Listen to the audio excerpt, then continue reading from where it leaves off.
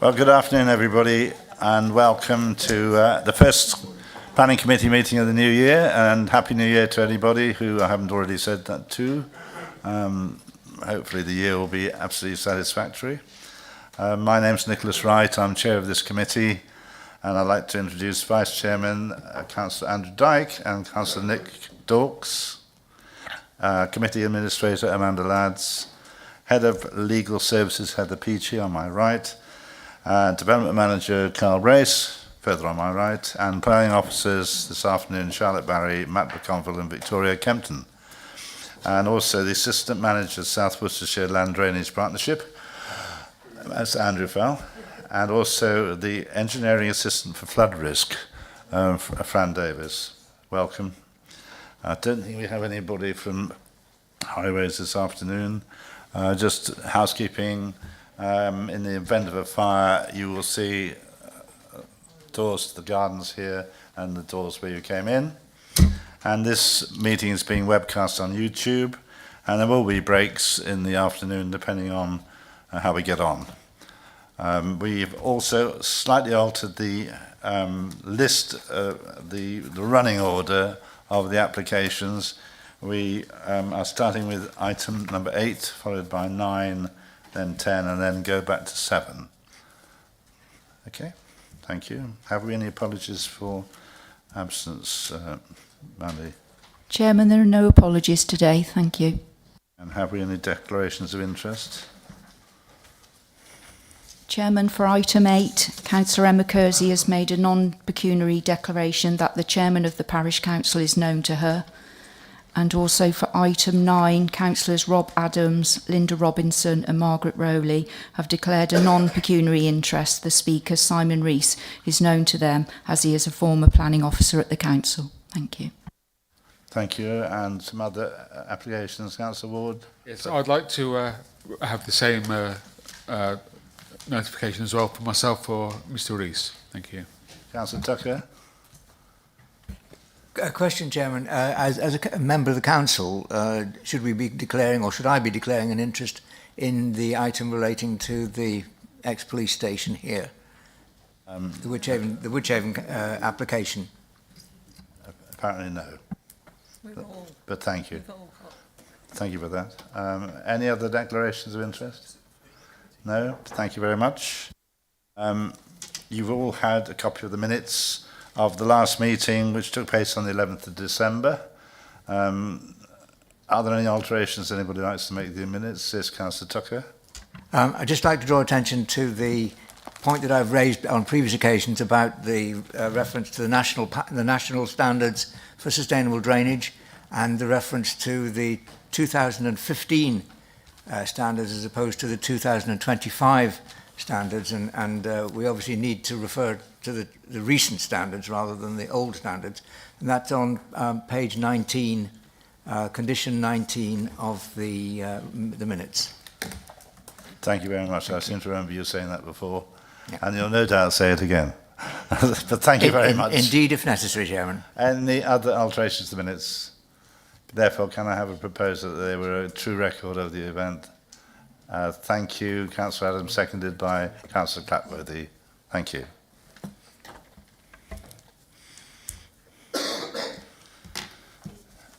And I'd like to welcome all the speakers and everybody over that side of the room this afternoon. You've probably all been here many occasions in the past. If you haven't, just make a few comments. A lot goes into these applications before they come to committee, not only through the case officers but also all the agencies, and you'll see if you've read the officer reports, the fantastic list of agencies that has to go through. And apart from the National Planning Framework, the South Worcestershire Development Plan, etc., I mean, I could go through the whole list. But my reason for saying it, that we arrive at the committee, we don't always get to the same conclusion that you'd like, but at least we've considered hopefully everything, and that is the way it works. So even if you're disappointed with the result, I hope you respect the committee for what it's trying to achieve here. For the speakers who've probably come before, you are limited to 3 minutes for the town or parish council, 3 minutes for those objecting to the application, and 3 minutes for those in support of the application. And we will keep it to 3 minutes. So if you get carried away, I'll just stop you, I'm afraid. That is it. So what happens if you haven't been to a meeting before? The planning officer will describe the proposal and update the committee. The parish council or town council will be invited to speak. Objectors to the scheme will then speak, and then the applicant or agent or supporter. And then the questions will be done to the speakers from the ward member, and also the committee. And then the ward member will normally address the committee, and then there'll be a debate before a vote is taken. So that is how the system works. Okay. And your attention is drawn to the advice note to the applicants and the public, where it states that where updates have been received before the planning committee's meeting, a written summary of these is published generally by 5 p.m. on the day prior to the committee meeting. Verbal updates may still be made at the meeting itself. So if that is all very, very clear, we shall plug on with the first item, which is item 8. If I can just get myself organised. Which is planning application 25/0044, Breeden View Holiday Park Estate at Great Comberton Golf Club, Pershore Road, Great Comberton. And we have 3 speakers, Councillor Kate Collingwood, Chairman of Great Comberton Parish Council, Jim Wade and Paul Harwood. If you could come forward, if you're here, that is, hopefully, and sit in the hot seats at the front. That's great.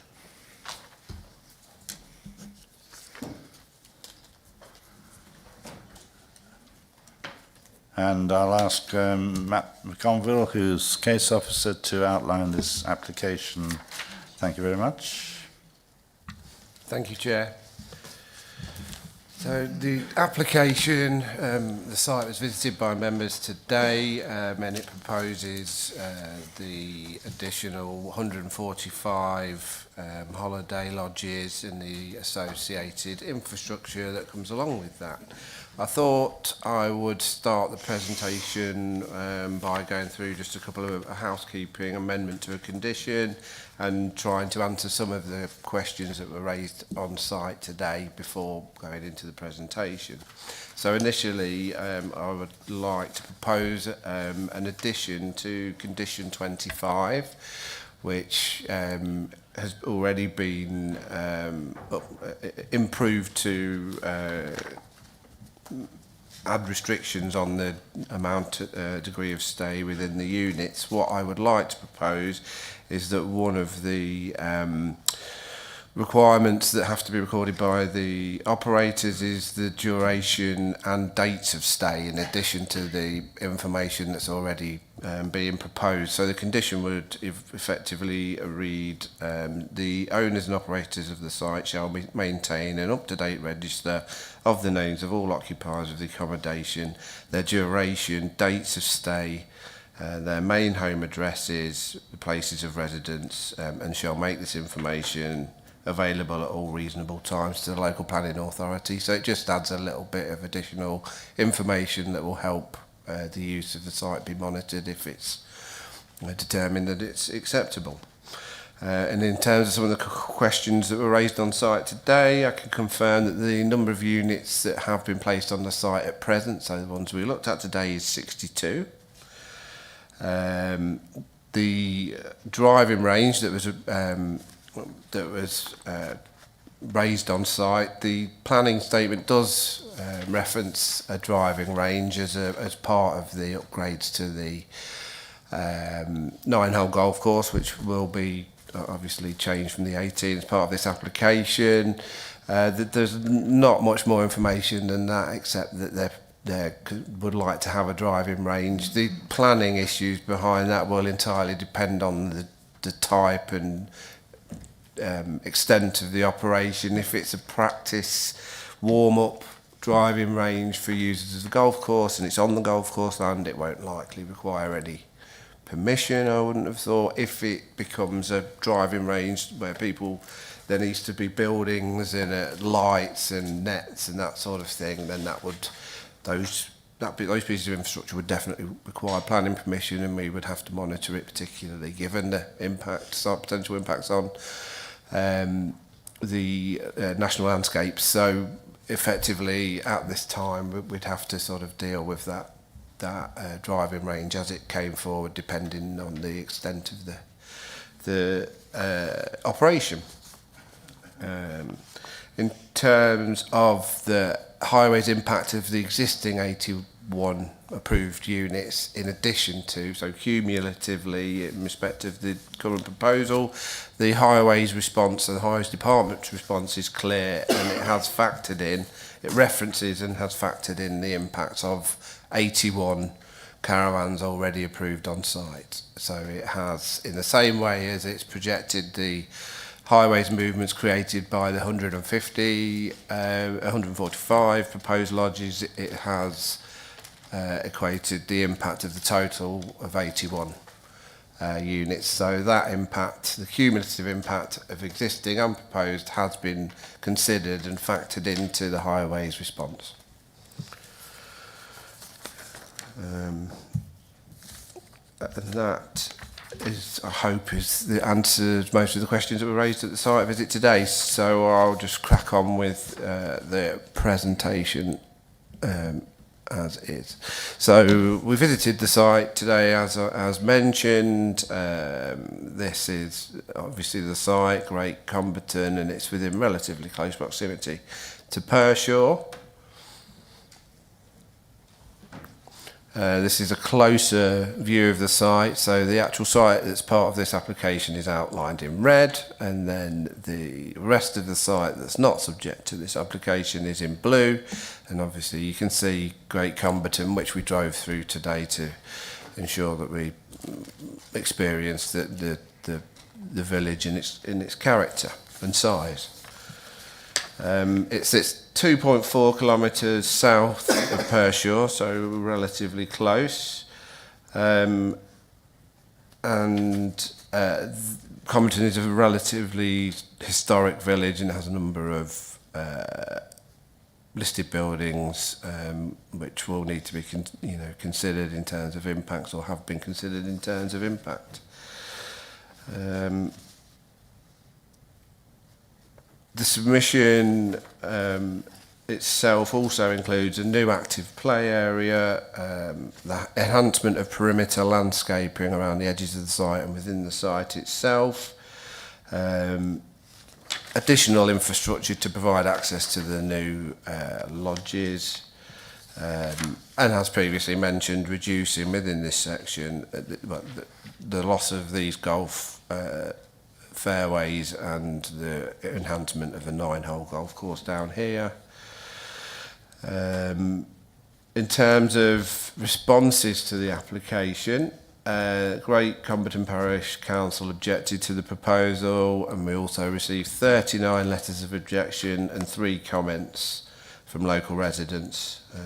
There were no objections from statutory consultees, subject to the conditions and section 106 contributions requested. The site sits outside of the defined limits to development within open countryside, and as such is offered some protection through SWDP2. SWDP2 does set out a number of uses that would be acceptable within the open countryside. This use is not necessarily one of those. However, the policy does go on to say that anything permitted by other policies within the open countryside is potentially acceptable, and that is the case with SWDP 36. It sets out the parameters by which applications such as this one are dealt with. This includes new sites or extension and improvements to existing sites as set out in the report. There are 6 principles set out in that for this type of use within the countryside, and the proposal doesn't conflict with any of those uses. policy SWDP 37 protects sort of community facilities that offer benefit to leisure, etc., to the local community. It offers protection and only permits alternative uses where the impact can be offset and can adequately mitigated. In this case, given the offer, the nature of the quality of the golf course as it is at present, and the offer in the wider area, it was considered that an enhanced 9-hole golf course would offer benefits and would offer an alternative to the current 18-hole courses in the area.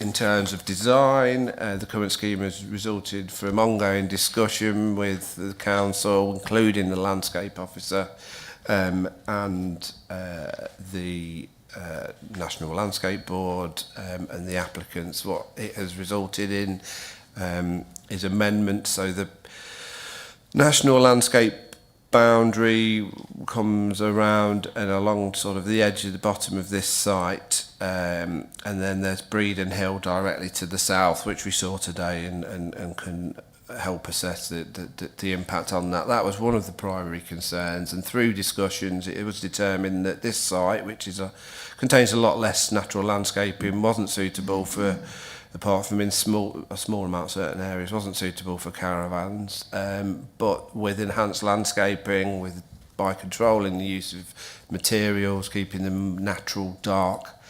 that the impact of placing the caravans within this location would not unduly impact the important national landscape. So overall, the impact on the landscape was considered acceptable. No objections were raised in respect of impacts on the historic environment, highway safety, biodiversity and flood risk, and that's subject again to the conditions and obligations that they include in their responses. Severn Trent did raise the issue of capacity at the local treatment works not being sufficient to support the development. We have proposed, as has happened in other situations, a condition that we have used before. It's been used by inspectors at appeals and it's been checked by a barrister to assume it is sufficient for its purpose, and what it will require the applicant to do is submit the necessary details and get the clearance of Severn Trent before any works commenced, so it sort of ties them into working with us and Severn Trent to ensure that there are no flood risks, sewage issues resulting from the development. And on balance, for the reasons set out in the report, it was considered that whilst there would be some landscape harm and a reduction in the size of the golf course, the impact was determined to be limited and outweighed by the benefits of the scheme. It was therefore concluded that the proposal constitutes sustainable development and accords with development plan policies, as well as the relevant aims and objectives of the MPPF. And the application is therefore recommended for approval, subject to the conditions and the amendment previously outlined and the Section 106 agreement as set out in the report. Thank you, Matt. Councillor Kate Collingwood, you have 3 minutes. Thank you very much. The main view from Breeden Hill, the most significant area of national landscape in Wychavon, should be the most protected in the district. The Worcestershire Landscape Character Assessment describes it comprising nucleated villages in an open and empty landscape, and the policy is to protect and enhance. And yet a large tennis centre, Hayloft's 8,000 square metres of glass houses and 78-metre packing shed, 3 dwellings, polytunnels, storage tanks, and a caravan site of 81 units have appeared in recent years. Now a proposal to increase the caravans to 226 is before you, with no assessment of these cumulative effects or of the capacity to accept change in a landscape that is the setting of the national landscape. as required by SWDPR 42 and the Guidelines for Landscape and Visual Impact, which states that landscapes have a finite capacity for cumulative development. It is universally agreed that static holiday caravans are visually intrusive. SWDP 36 states that they will be permitted where they are visually unobtrusive and well screened from local vantage points. In a period where tree disease continues to decimate ash and other species, we cannot rely on existing trees for that screening. Remember Dutch elm disease. Since the original caravan site began, there has been a steady erosion of cover. All the roadside vegetation has gone, along with a very large hedge screening the rally field and a large part of the ecology bank along the river, opening up the northwest of the site to view from the Woollas end of Breeden Hill. The application includes an upgraded golf course, but this is not included in the application site. Without a view of what is proposed on the whole site, there is no guarantee that the upgraded course would not lead to the loss of trees to open up the fairways, and the current application has only minimal screen planting. Your landscape officer calls it some visual softening. How can a policy which talks about tense pitches and small scale being acceptable allow for 226 caravans attached to a historic village of 130 houses in what should be an empty landscape in full view of Breeden Hill? This development should not be considered without a full cumulative impact assessment to include proposals for the entire site. And we ask you to refuse it as visually intrusive, unsustainable, and well beyond the capacity of the area to accommodate the proposal. Thank you very much. Mr. Jim Wade, you have 3 minutes, thank you. Thank you. I'm afraid I want to talk about sewage, if that's okay. Our main concern is the village sewer system, which frankly cannot cope as it is. We actually live next door to the pumping station. If you like, the final stop for the entire village's sewage before it is pumped through a 10-centimetre pipe all the way apparently to Fladbury. Daily, we and our closest neighbours experience a fetid stench from this plant which Severn Trent do not seem to be able to deal with, and which at times is so sickening that it prevents us from going into our garden. In recent months, the problem has actually moved south into the village, such that at Key Lane, which is about 200 metres south of the pumping station, the same smell exists, apparently where the Breeden View sewer joins the main gravity sewer. Further, after heavy rain, manhole covers lift and sewage and toilet paper flow out onto the road and are then moved through the village on the wheels of vehicles and the feet of unwary pedestrians. There has to be a health risk to this. My understanding is that Severn Trent has said, we believe a connection made could be overwhelming the sewer, contributing to the smell issue. The sewer system in Great Comberton is not fit for purpose. We do not believe it is acceptable for more caravans to be permitted until this problem is resolved, regardless of the means, volumes or timing of further releases into the sewer. As local residents, we do have concerns about sustainability. Great Comberton has no pub, no shop, very limited bus service which doesn't serve the railway station. The development is a 2-mile drive from the nearest facilities on a very narrow road with blind bends, no footpaths and mostly no road markings. The proposed expansion offers no benefits for the village of Great Comberton, but will increase road traffic and noise, including when new static caravan units are delivered.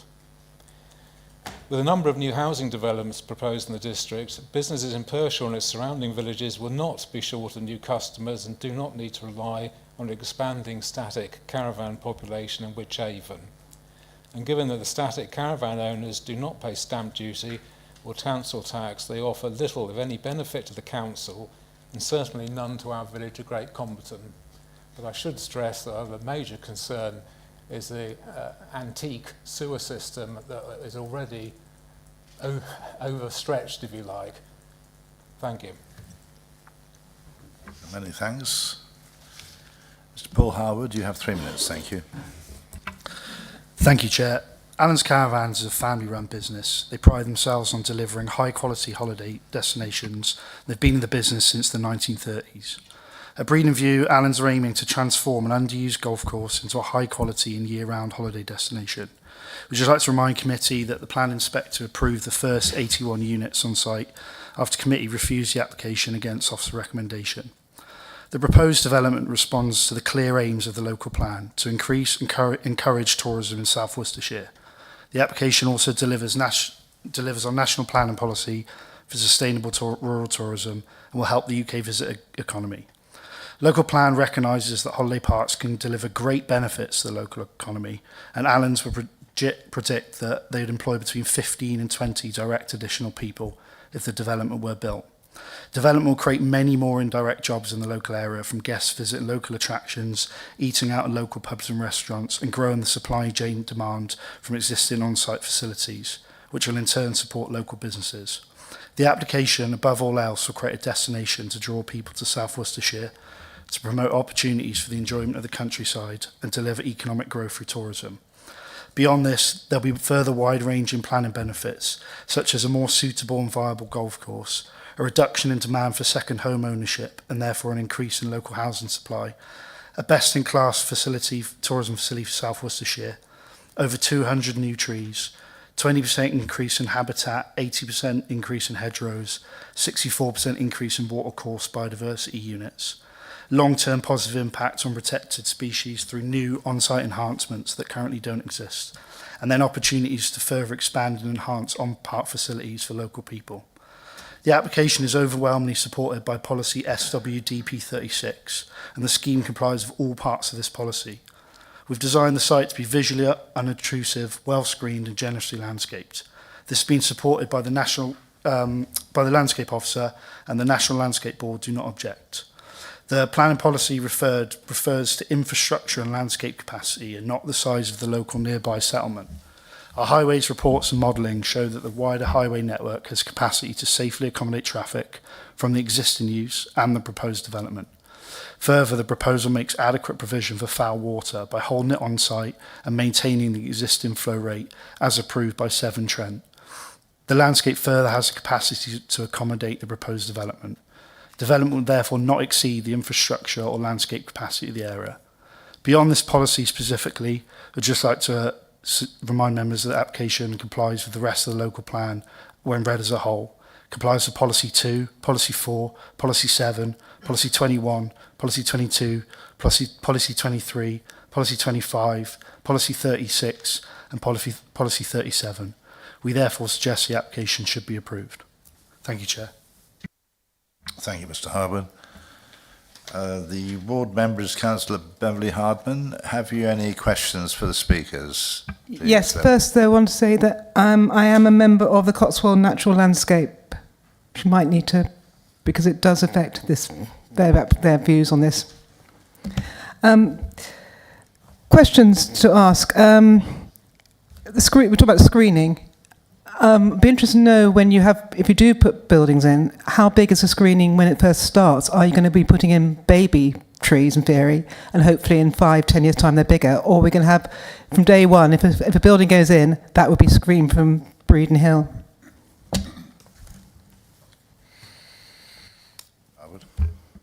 Yeah. I think in the first instance there'll be a condition which requires to agree landscaping plan. The LVIA says in year one there'll be minor harm, but beyond that it will blend into landscape. So obviously, we'd need to plant in the planting season, and then it would grow from that point. Is it possible to see the picture of all the planning you can do for the screening? Mm-hmm. Matt, have you got that? Just at our council, obviously on the right-hand side, lots of that screening already exists, so it'd be enhancing that, and then adding to the left-hand side. Because the Cotswold Natural Landscape, if you don't know, is AOB, and they have got a new plan actually coming to Wychavon at the moment, because it can be seen from the hill, and that is very much a specialist area. So there is great concern that it won't cover, you will still see it from the hill. So what happens if they can see it from the hill? What is the fallback that the council can take? I think Councillor Hardman was asking for the podium on charge, which Apologies, that's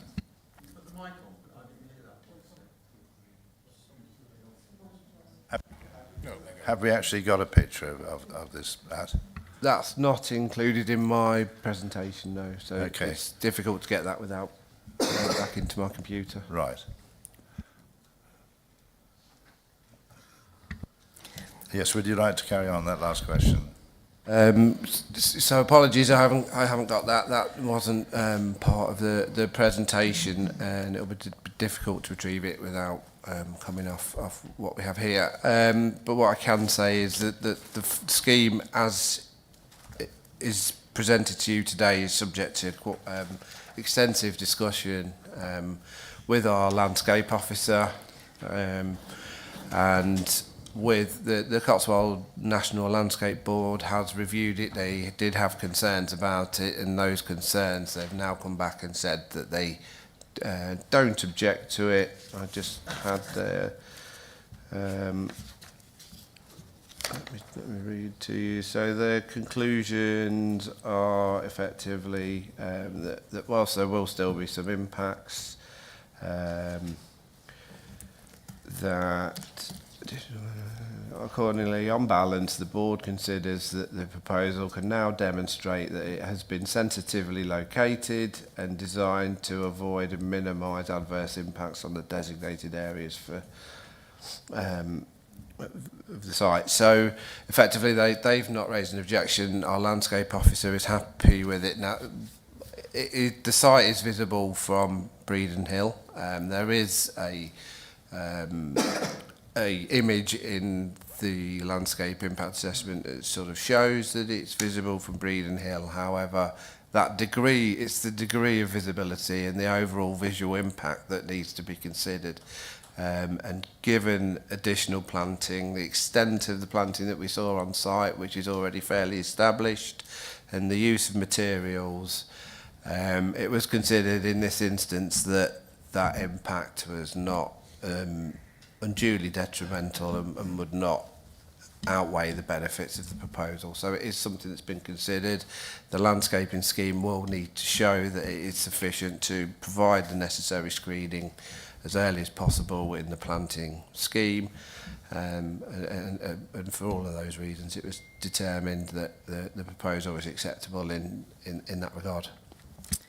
Okay, thank you. You said about planting, I understand, certain times a year. Can we make it so that the planting gets done first before any building goes ahead? We're into about 6 month periods, because otherwise you could build buildings and then say, okay, it's another year before we can get the plants in. Can that be a condition, Carl? It can be conditioned, but it needs to relate to the relevant planting season, and that is how the condition would be constructed. So it'd be in the first planting season that comes. So that might not quite align with structures going onto the site, but you know it would be unreasonable to delay development on those grounds, and that condition is a standard condition that's been tested at appeals across applications all around the country. So that's a standard approach, and that would, to my mind, be acceptable here. Okay, lovely. Just to confirm that, therefore, if there was issues on Breeden Hill, what would you do about it if you could see the site?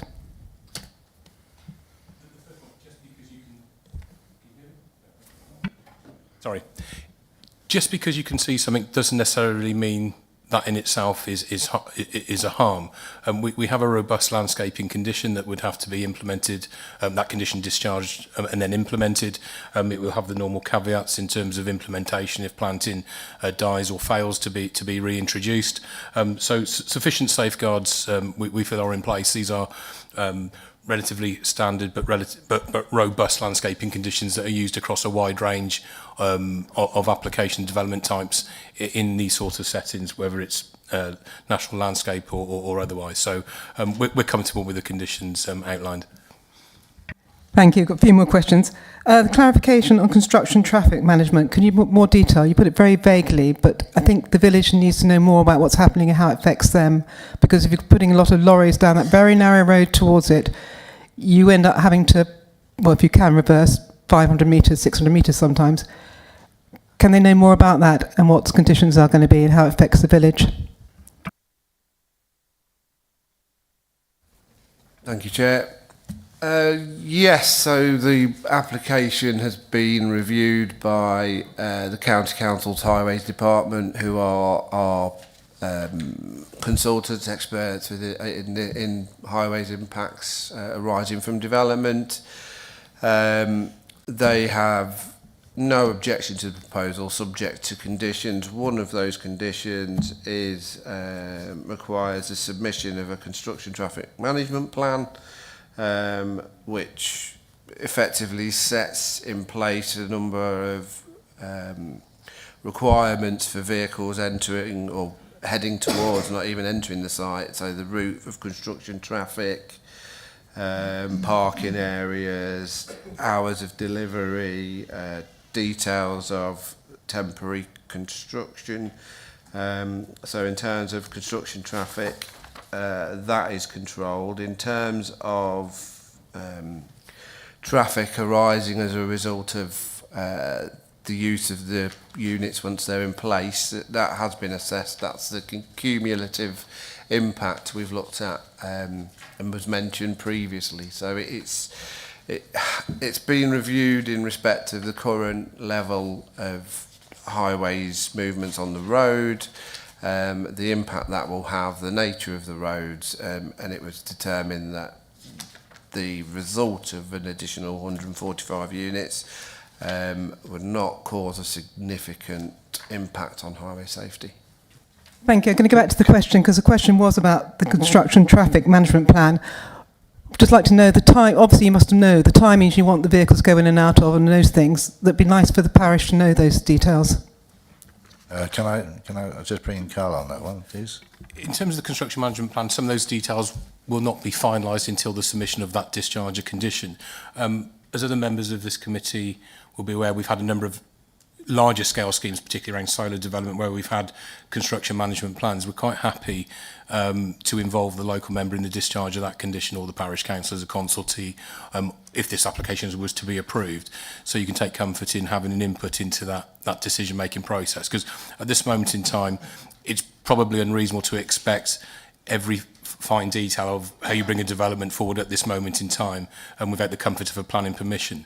But that development cannot commence in any way, shape or form until that construction management plan condition is discharged. And as I say to every member, we've said it to other members, if it provides you additional comfort, we're quite more than happy to carry out that discharge of condition application in consultation with yourself as the ward member and the parish council as well.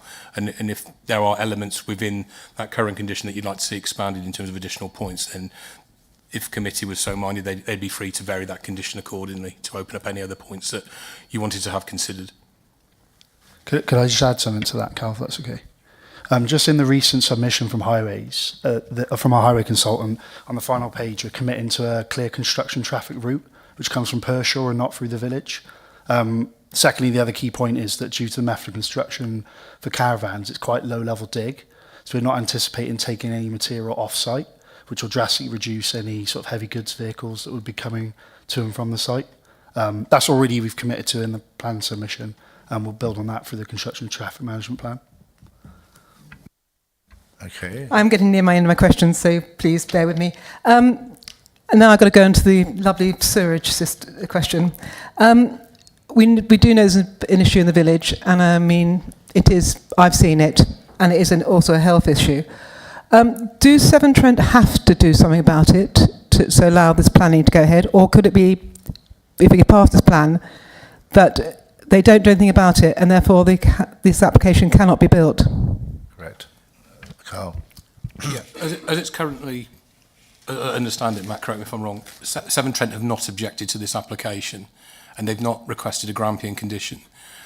We've just had this matter arise very recently on discharging a condition on another site. As confirmed by relevant case law, the only right water and sewerage companies have to control or constrain a site's connection point, flow rate or timing is if the local planning authority has applied a Grampian style planning condition to the permission. We don't propose to do that. We've not been requested to do that by Severn Trent. So accordingly, under the legislation that Severn Trent are bound by, the development, if you approved it, would have to commence without restrictions from the planning side with regards to foul drainage, and that's a matter of Severn Trent and the regulator they sit under. Planning cannot control and should not stray into areas that are not within planning's remit. That's a remit for the relevant regulator, and it's a matter for Severn Trent to address, not us given their response. So to resist this application on the Severn Trent issue would be problematic for us as a planning authority. This committee is well versed with this sort of situation. We refer back to what we call the Drake's Broughton condition, and how that came about. The background to that was we had Severn Trent request a Grampian condition. That was challenged at appeal. The inspector found the Grampian condition was unsound against the relevant tests of planning conditions because the proposed date by Severn Trent wasn't reasonable or sufficiently defined. And this is how the Drake's Broughton foul drainage condition has come about. It was tested, the inspector drafted it, we actually had council opinion on it. So that's the condition we use in this sort of scenario. That condition, as I said, recently came up at Crowell.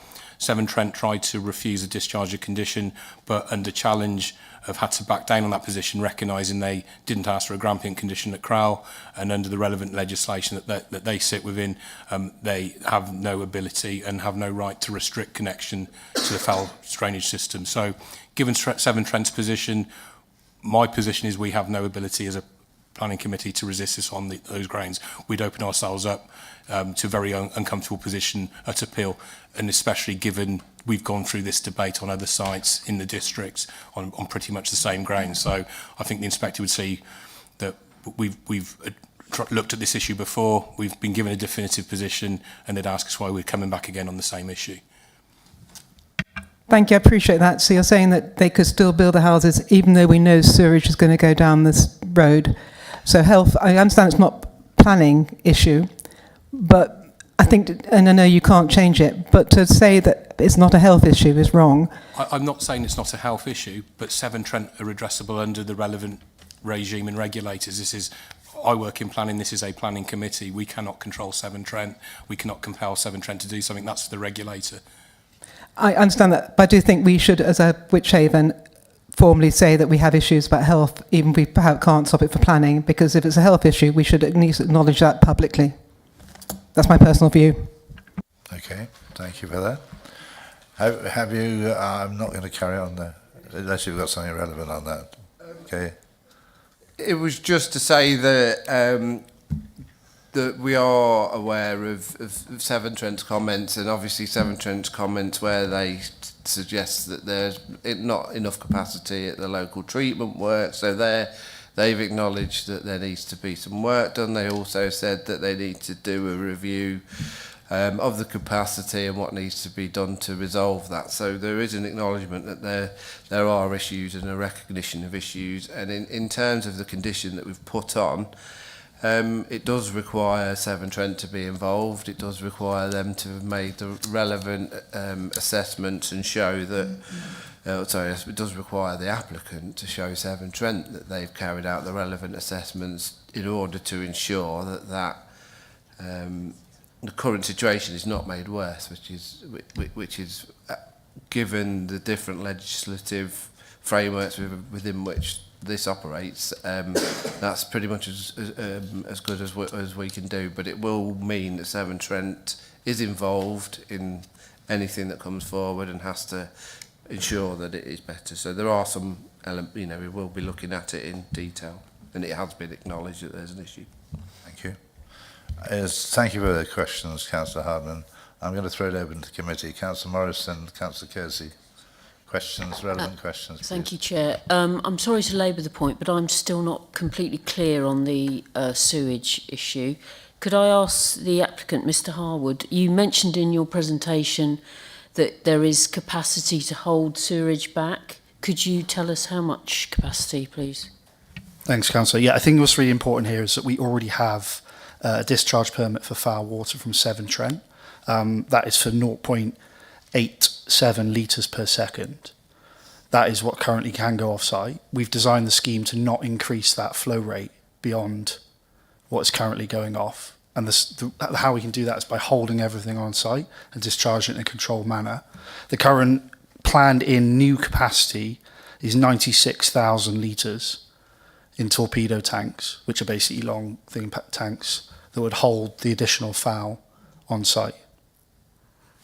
Okay, can we put that in the context of how many, because for somebody like me, I don't understand, does that mean when the site is 100% occupied, or I need to understand that in terms of occupation of the lodges and how much storage capacity that would be in days, if you see what I'm saying? Yeah, that's a completely reasonable question. So it's in the foul drainage strategy report, but I've got it here.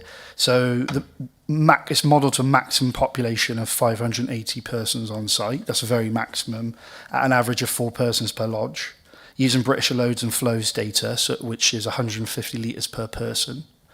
That would indicate a peak flow rate from the new development of 1 litre per of 1.0 litres over second. That would be an estimated volume weight of water of 87 cubic metres a day.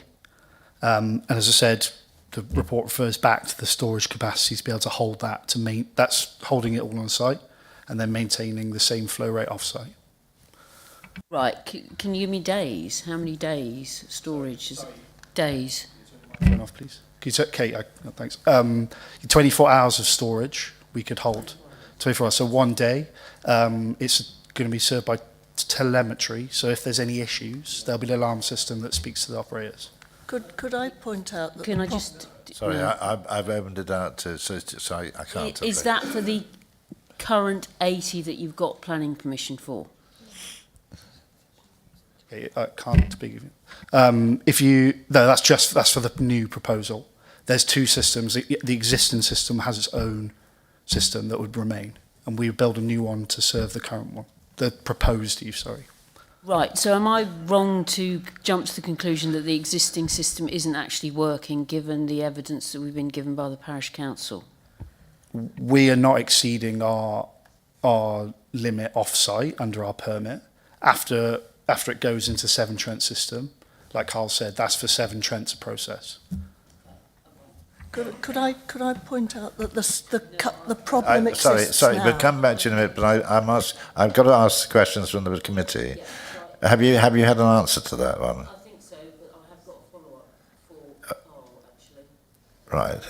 Which is, I'm looking at SWDP 36, and it does actually say on that, in section A, the proposal must make adequate provision for foul water for permission to be given, which sounds a stronger policy argument than the one when we're talking about.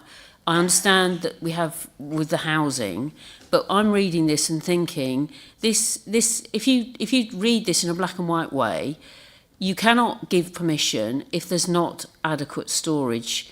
Now, Severn Trent have said there isn't adequate storage, adequate. The current system can't manage it. So I'm a bit confused on that. I need clarification on that point, please. No? As you just heard, the site has permits to discharge, and the proposal proposes not to exceed those permitted discharge rates. So they can lawfully do that, so that ability to enter into the system is there. But what we also have to be mindful, Severn Trent have said that, but they've not objected. They've not objected to the proposal. They should have either have objected or requested a Grampian condition. They've not objected. They've made a statement about the wider system, but what you've just heard from the applicant is they can control and store 1 day's worth on site. They have a permit to discharge at a rate into the system lawfully. So therefore, in terms of the criteria of that policy, to my mind, they're meeting it. Thank you. Councillor Kersey. Chairman, thank you. If I have questions for several speakers, but before I actually do that, I would like to just clarify something with Matt, please. Because Matt, you started before the presentation by answering the questions that we had that we raised on site this morning. And you said that highways are aware that the 81 lodges that have currently got planning permission aren't on site. how do you know that's the case? Because in Highways report, it clearly states that they believe that there is an existing 81 lodges, and their Highways report has been written on the basis that there is 81 lodges there at the moment. Yes, so that's correct. The Highways report, or the Highways response, I should say, from the Highways Department, outlines the fact that they have worst case scenario considered the impact on the highways of the development, which includes the 81 units that currently have permission, of which 62 have been approved. And No, Matt, sorry, can I stop you? It doesn't say that. In the Highways report, it states, because they're stating that they're disappointed that the applicant did not undertake a survey of the existing 81 lodges in order to establish actual trip rates. And that's in the context that they used 2017 trip rates, whereas Highways are disappointed that they didn't carry out a new traffic survey. But clearly, from that report, they are stating that they believe there is 81 lodges on site at the moment. So what is it that makes you believe that Highways are aware that there isn't the full 81 at the moment? I'm not sure whether they are or not aware that there are 81 on site. What they've been looking at is the planning permission. So if they're considering the impact on the highway, then they'll need to consider cumulative impacts of previous I understand developments. what they need to consider. It's just that, with the greatest respect, you started this presentation by telling us that Highways were aware that there wasn't the full 81 on site at the moment. Yeah, absolutely. They're aware of the permission for 81 units. Okay, that's very different. Okay, thank you. So to the applicant, please, Chairman, could you tell me why you carried out traffic surveys in the month of January, please? Yeah, certainly. Councillor, I've spoken to our transport consultants prior to this meeting and got a statement from them, which, because I'm not a highways consultant, I'll just read out to you if that's okay. So vehicle traffic surveys were undertaken during July and August and not considered representative due to the fact that they're taken during school holidays. Vehicle traffic flows tend to be significantly lower than average. The surveys were therefore taken on a period of no school holidays and or bank holidays to ensure that these would represent a robust scenario. This second statement might help with the point I think you were talking to Matt about just now. In order to assume representative volume of traffic flows assigned to proposed developments, the rates previously approved by the Highway Officer for Planning Application, I'm not going to read it, it was PA 17, were calculated and added on top of the vehicle surveys undertaken to ensure that a worst case scenario could be provided for and assessed. You mentioned the Highway Authority took issue of lack of survey. No, sorry, I just only wanted the answer to that question. Thank you. And I think what you've just actually read out to me would be perfectly reasonable if we were talking about normal housing. But obviously we're talking about somewhere that's used for people to go on holiday. And obviously these lodges can only be used for a certain time of the year. And as we saw today, hardly any of them were in use. So it would be reasonable for the Highways to query why you'd used traffic information from January, because obviously, as you say, there's school holidays in July and August. That would mean that the holiday lodges are going to be more frequently used, as opposed to in January. Nobody's going to be in the holiday lodges exactly as we saw today. So, okay, so that's really my question as to why you used the survey for January when we're talking about a holiday setting. But that's fine if you don't have an answer. I also asked the highway consultant that question myself and have a response to that as well, if that would assist. Yes, if you think that would actually assist, that might have been better to give me that response in the first place. Yeah, so the highway authority and the transport consultant were discussing survey efforts prior to the submission of the application to ensure that we covered all bases and consider the worst scenario. The officer wasn't keen for us to use July and August and didn't approve of it undertaken in school holidays and bank holidays. So what we've done is gone for the lowest level to then build an accurate baseline to predict the uplift. I think we understand that. If you modelled it in a peak period, the uplift would appear less, so it's harder to model. I appreciate you've answered the question as best you can, but I agree with Councillor Kersey on this one. It's not a full-scale answer to that problem. Okay, you can go on to the next question. Okay. Yes, thank you, Chairman. Can you tell me, please, about the driving range, which is within the proposal? So can you tell me about the driving range, please? There is no driving range on site and there's no proposal for a driving range. Right, okay. If we actually go to, I don't know where this error has occurred, but the proposal states is a full application and proposes, and then we go on to say it proposes that the scheme will be used to reconfigure the southern part of the course to create an improved, upgraded and dedicated 9-hole course, along with a repositioned practice green and a new driving range. Can you just direct me to where that says on which report, Councillor? It's page 78 of the officer's report. Can we ask Matt on that one, please? Just to confirm, that is taken from the planning statement. Thank you. I don't think there is provision for driving range. I don't think it's a document. It's a practice green to the south of the existing clubhouse. The proposal for the enhancement and reconfiguration of the golf course is to just retain 9 holes on a more par 3 basis. Can I ask Matt to check that with them on that planning statement? Could you do that, please, and come back on that one? Obviously, Because certainly if it's in the planning statement, that's what you've applied for, and it clearly states that there will be a new driving range. So, okay, if you don't believe you've applied to have a new driving range, and it's not in the... It's not in the description development, Council. I just need to clarify, what is applied for is the description development on the front page of the report. So that's change of use of land for the siting of additional holiday lodges, 145 maximum, and decking, associated internal access provision, parking, landscaping including amenity areas, drainage, associated works, and the redevelopment of the remaining golf course to provide a new 9-hole course. So a driving range, to my mind, isn't part of that. How I read it, and I might have misinterpreted it wrong, and everyone seems to be interpreting it a different way. I read that as that might be a future provision if this was to go forward in terms of the overall modernist course. As far as I'm concerned, I don't see within the description that this is an application that includes a driving range. Okay, that might be the case. However, does that mean that we're not also considering siting of 145 lodges, necessary infrastructure, access roads, parking spaces and decking within this? Because that's within the driving range is included, and a play area. Yes, so... All of that's, with respect, in the description. Well, it states the proposal is a full application and proposes. So we can't... It's not a pick and mix of what's before us and what isn't. No, but we need to revert back to case law and legislation. The description is the description, and that's on page 75 of the report. That's what the application is for. That is if permission is either approved or refused. This is what you would be approving or you would be defending at appeal. It's what's in the description on that title page.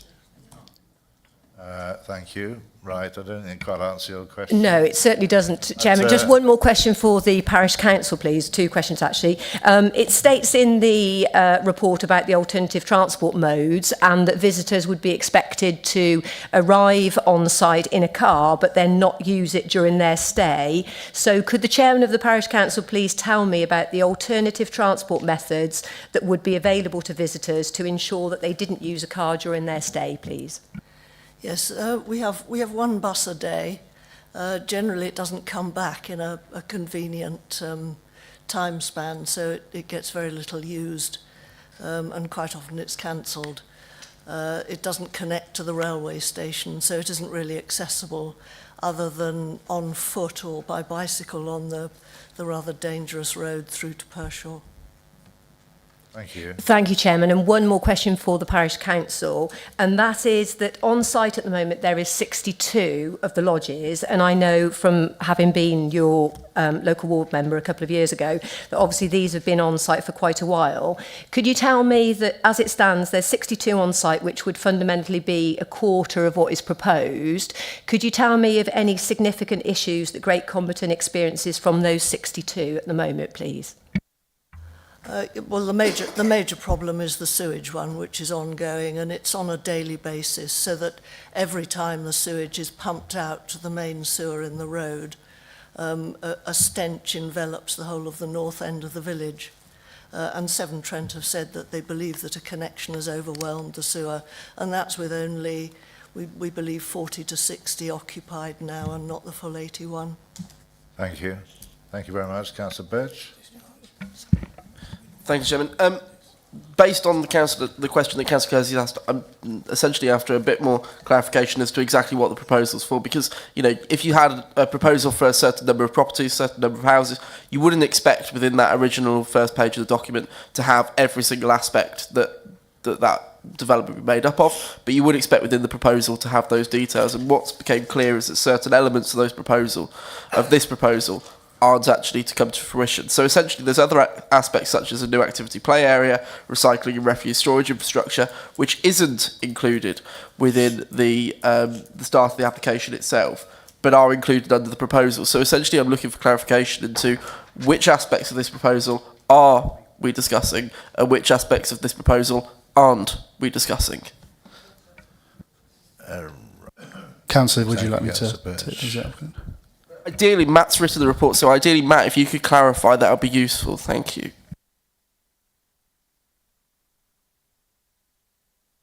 Thank you, Chair. So yes, essentially the description as set out on the application was drawn from the information submitted with it. The driving range isn't included on there, and that was purposely not included on the description because there isn't really any information within the file. There's sort of two references to a driving range in the planning statement for us to really agree to the principle of that facility. So that wasn't included in the description, but the other elements that are shown on the plan in terms of the units, the recreation area, the ponds, they are being considered as part of this. All of the elements that revolve around the land outside of the site, which is the 9-hole golf course, are essentially sort of the improvements and aspirations that will be made for improving that section of the course. So they come along with it. What we're considering is, so we're considering what is in the red line and the balancing pond and those sort of open areas and the additional landscaping. What that it says is what that development will allow. Within the planning statement, it suggests is an upgrade to that 9-hole golf course, which will include, enhanced quality. That's brilliant. Thank you very much for the clarification. So, question to Heather then, just to clarify from the legal point of view. We've, as a committee, are obviously discussing this application based on the report in front of us. There are aspects of this report which is now clear are not correct based on the fact that we're not going to be discussing those. And, should the committee make a decision on the basis of what's within this, then that might not necessarily come to fruition. So from this point of view, if we're to make a decision today, and there are some concerns over the fact that there might be elements of this report which are not part of this application, we will not see come to fruition, is it still appropriate to be debating this item on the basis that we don't have that level of clarity? I can help with the... I just, could excuse me, I'll ask Heather to answer that. Thank you, Chair. You need to go on what the description is, what actually the description of development is, and that in that description of development there is no mention of and a new practice driving range. Now, whether there's been an error in the planning statement that's been supporting the application, and some of this wording has been lifted from that. Obviously, I haven't, Matt's obviously in the best position to state that. But what my view is, you are looking at it based on the description of development.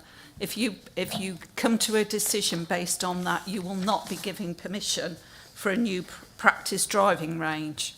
That's outside the application. That is not included. That wording, I agree, is not helpful within what's stated as the proposal, but there's nothing in this application that actually includes that practice driving range from what I can see. Although I am actually on the website at this moment, double checking. So Thank you. and I will just have a look at the plans as well. So if members can bear with me and continue with their discussion.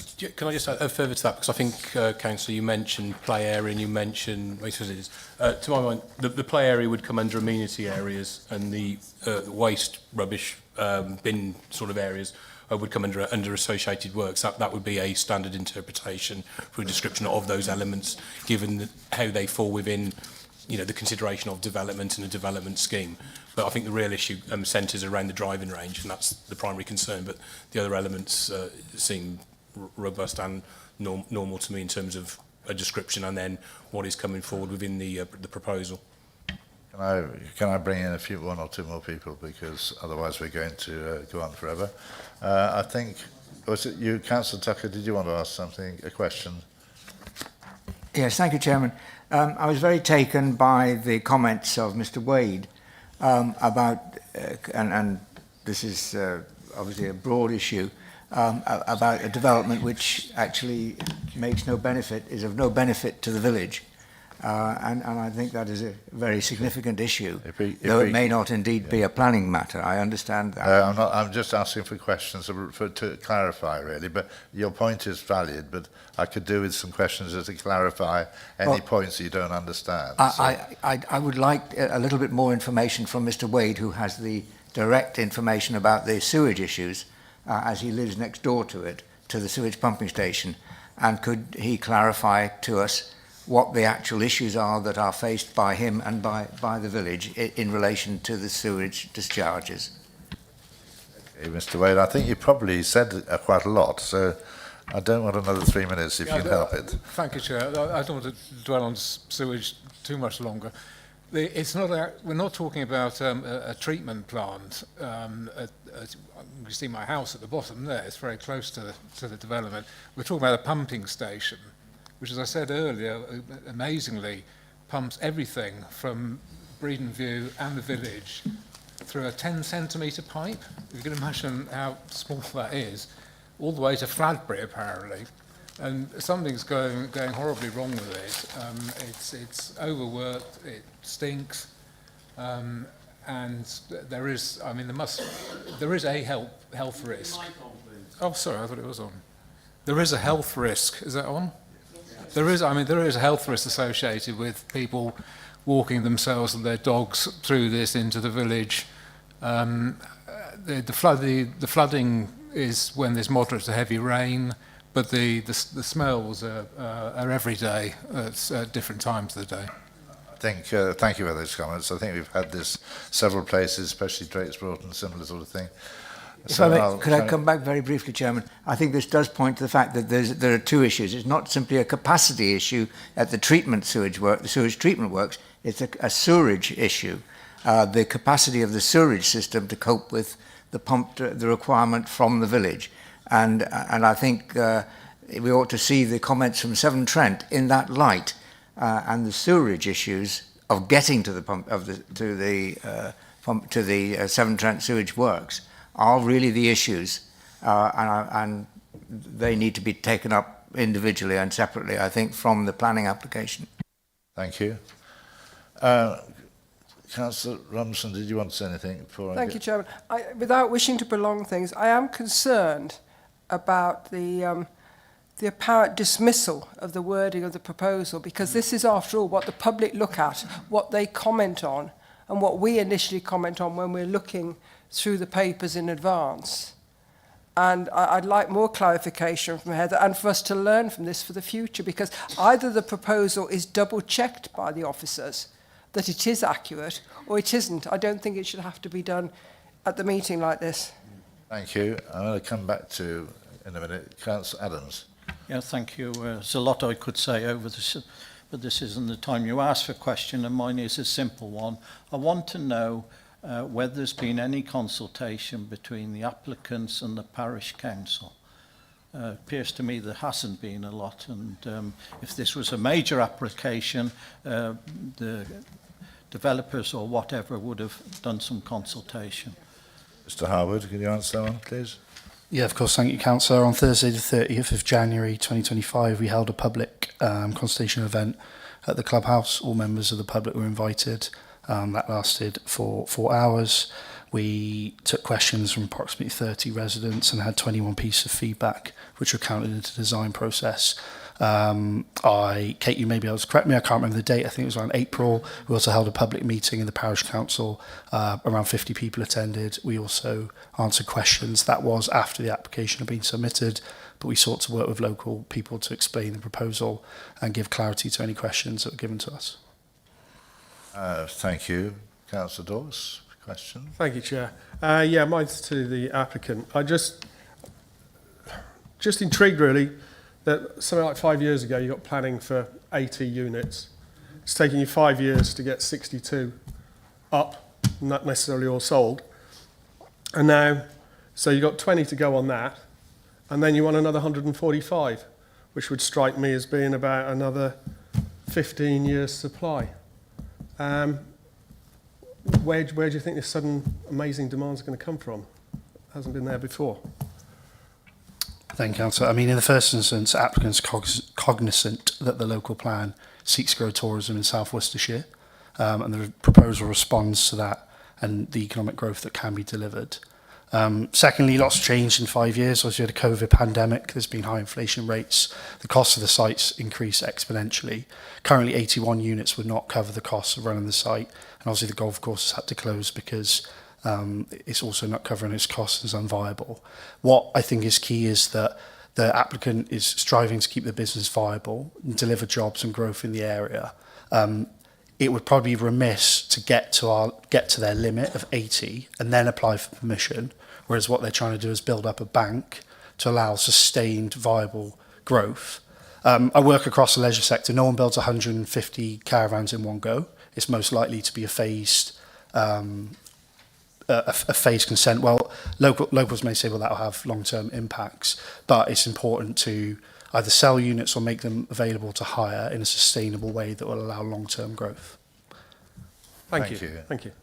Thank you very much. I'm going to, if there's no more relevant questions, we've had quite a lot of questions. Before I ask Councillor Hardman to address this committee, I'd just like to clarify and ask Heather just to clarify what the points that have been made and what we're actually considering again, so we have it again. Heather. Thank you, Chair. I can only reiterate that members must consider the description of development.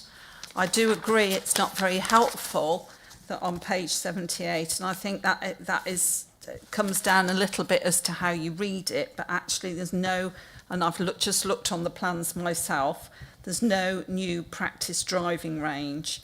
So I can confirm that isn't part of the scheme. Right. So Hardman, would you like to... I'll keep it reasonably short because we've had a very full discussion and I appreciate everybody's comments. Just highlight, it is the sewerage system. I know it's not planning. We need to consider the habitat, the fact it is an area, Cotswolds, that in a beautiful area. We need to make sure the vegetation's kept clean. Also, the size of it compared to the village is a big concern. It is going to be more people probably there on site than there would be in the village, which is something which I think needs to be considered. But you've had a full round conversation about it, so I'll leave it over to everybody to make their views. Thank you. I forgot to ask the speakers. Thank you very much for speaking. You've been very clear. Would you like to return to your seats, please? And I'll open it once you've sat down to the committee for comments, please.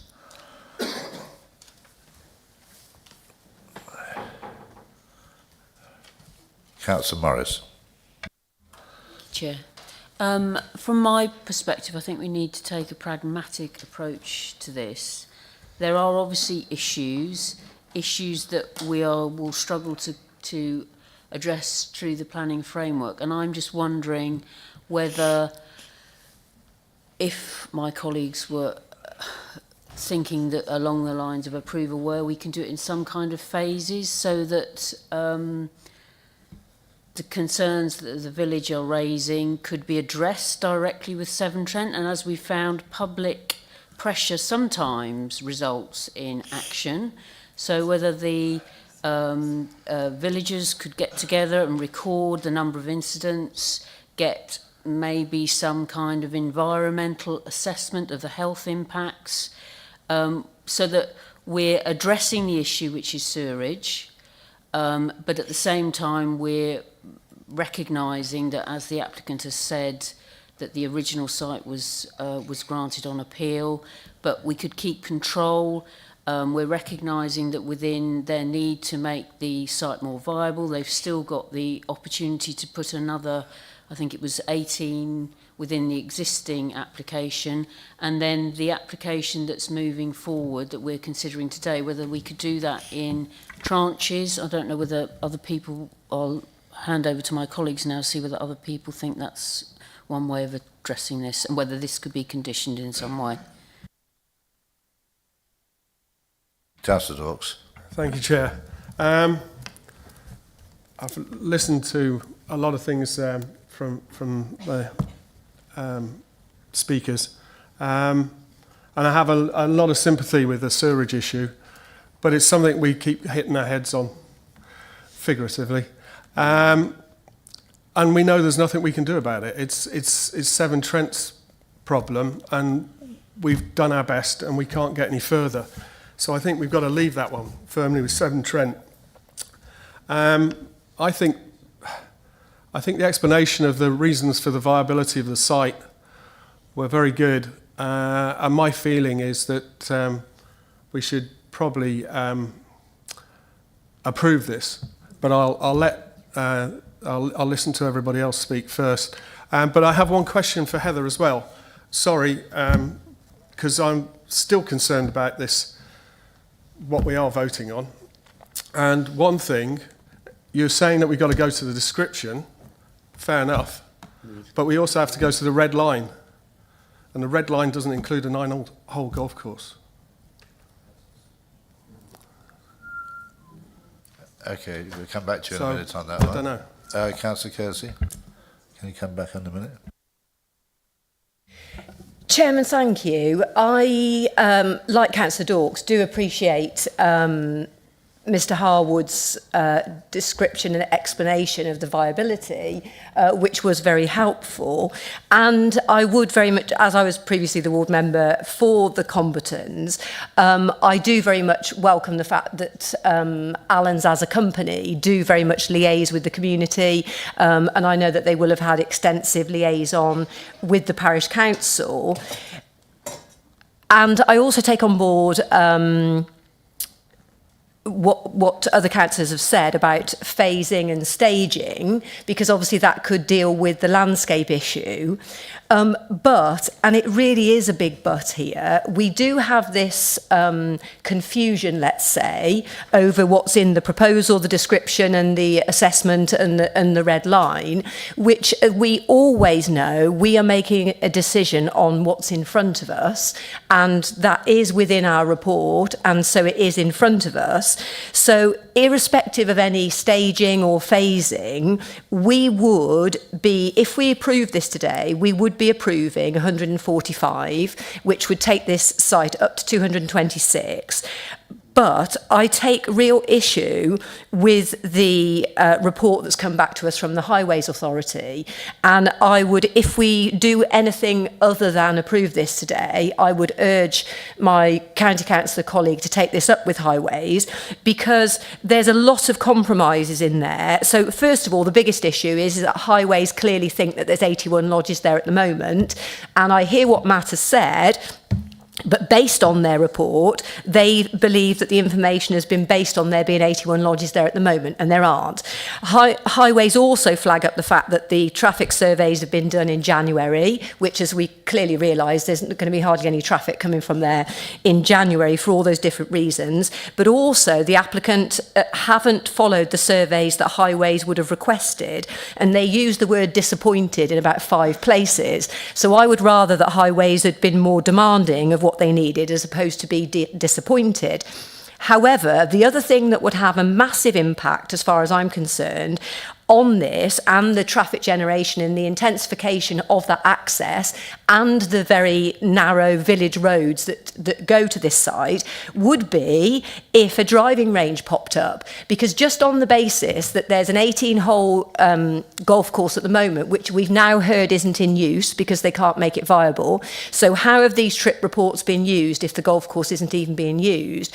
But by the nature of it, a 9-hole golf course is going to create more traffic because people are going to be there for less time.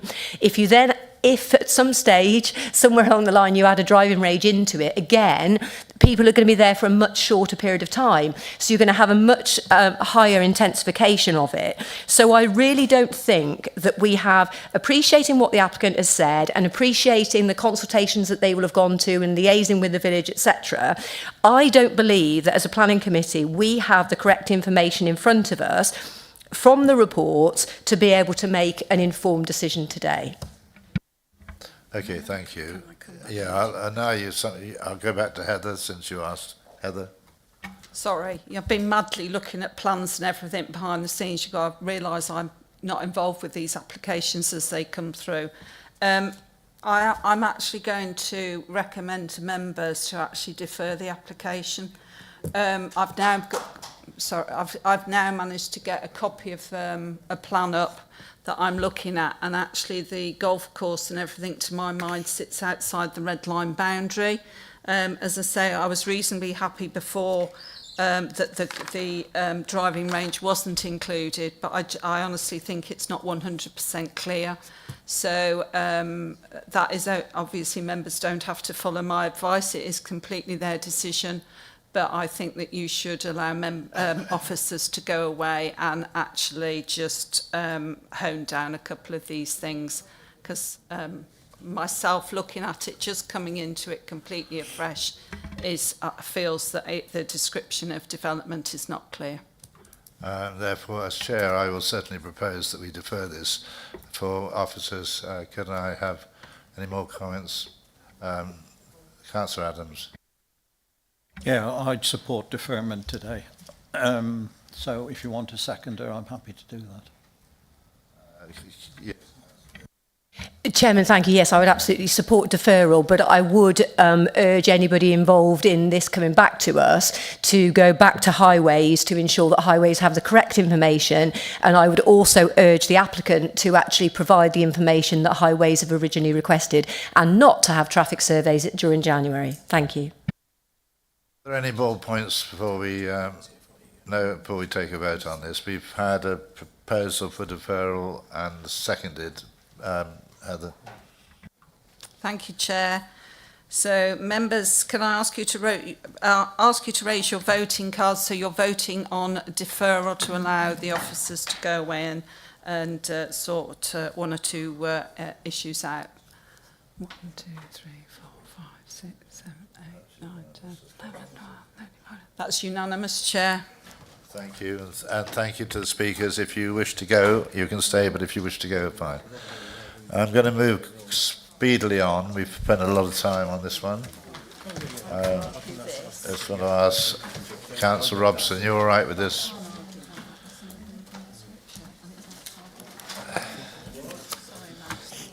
Thank you. We're moving on to quickly on to item 9.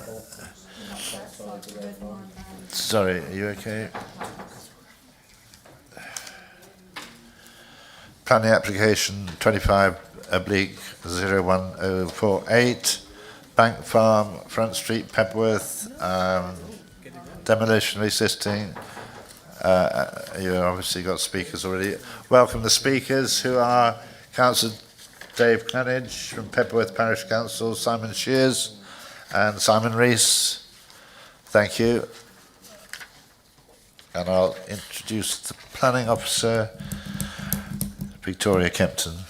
Victoria, would you outline this, please? Thank you. Thank you, Chairman, and good afternoon. This item seeks full planning permission for the development of 3 dwellings and associated works. As indicated by the red star, the site is located to the edge of Pebworth, which is around 14 kilometres to the west of Evesham and around 16 kilometres to the southwest of Stratford. Pebworth is a Category 3 village which has a village hall, first school and a public house. The site is edged in red here, which currently contains modern farm buildings, and it's to the south of the village. The site is accessed via the track which leads from Front Street to the west.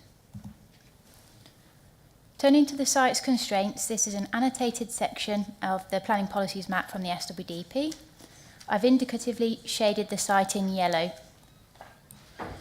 The bold black line shows the extent of the development boundary for Pebworth, which runs along the north of the site, while the red line marks the extent of the conservation area. The purple star shows the position of the Grade 1 listed Church of St Peter, while blue stars show the position of Grade 2 listed buildings. Notably, Orchard Cottage, referred to in the report, lies adjacent to the access track, just here. The green star shows the position of a non-designated heritage asset at Bank Court Farm, identified within the heritage statement. As marked by the dashed green line, there's a public right-of-way leading to the south, allowing for long-distance views. Here is the landscaping plan, which shows how the 3 dwellings would be contained within the one building to the east of the site, focused around a shared driveway. The building would be positioned mainly on the footprint of an existing barn. With the removal of other buildings within the red line, the development would roughly halve the footprint of the buildings within the site. The proposed orchard forms the southwestern corner of the site, and an area of public open space with the sustainable drainage features lie within the southern rectangular area down here. These are the main elevations for the proposed building housing the 3 dwellings. 2 homes would be 2 stories, while 1 would be a bungalow. You can see that the design seeks to reflect the appearance of a barn conversion. These are views looking down the access track into the site. In the first photo, you can see the Grade 2 listed Orchard Cottage to the left of the drive, just down here, sorry about that. And the second photo shows how the site has a highly rural appearance comprising of modern agricultural rural buildings, and you can see how it fits within the wider landscape. The first photo is a view to the south showing the corner of the site where the sustainable drainage feature would be, with open countryside beyond. The second photo is a view to the southwest through the site as well, with open countryside in the background. This is a view through the site towards the village. You can see the rear of Bank Court Mews and Felly Lodge overlook into the site over the proposed area of the shared driveway and orchard. Now, the first view is taken from the Landscape Visual Impact Assessment, and it shows how the site is viewed from Back Lane, which is around 100 metres away from the site. So there's the site shown there, in that area, well, this area here. And the second photo shows a long distance view taken from the public right-of-way at a distance of around 180 metres from the site. And again, it's in this area there.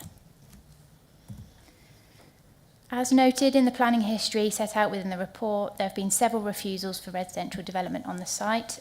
This is an illustration of the development scheme which was proposed with the last planning application and appeal, which was dismissed in 2024, and this was for 5 detached dwellings. Concluding the presentation, I wish to draw members' attention to a written update regarding the biodiversity gain metric, and how it is now recommended that this is secured over 30 years by a legal agreement. Following this, the agent has provided a new metric, providing the same 146 net gain in habitat units, but the development now proposes a net gain to hedgerow units by 178.9%. For the reasons set out in the committee report, the harms are not identified to significantly and demonstrably outweigh the benefits brought about by the development of 3 homes on the site. The officer recommendation is therefore approval. Thank you, Chairman. Thank you, Victoria. I'd like to ask Councillor Dave Cranage. You have 3 minutes, please. Thank you. This site is outside our defined development boundary. It's classified as in open countryside and contrary to SWDP 2C. Pebworth has spent a great deal of time, money and effort in producing a neighbourhood plan. In that plan, we assessed 14 housing sites and put 3 to referendum. The parishioners chose what is called the Fibrex site, which importantly is away from the historic core and conservation area of Pebworth. The people of Pebworth decided where they wanted development and what type of development.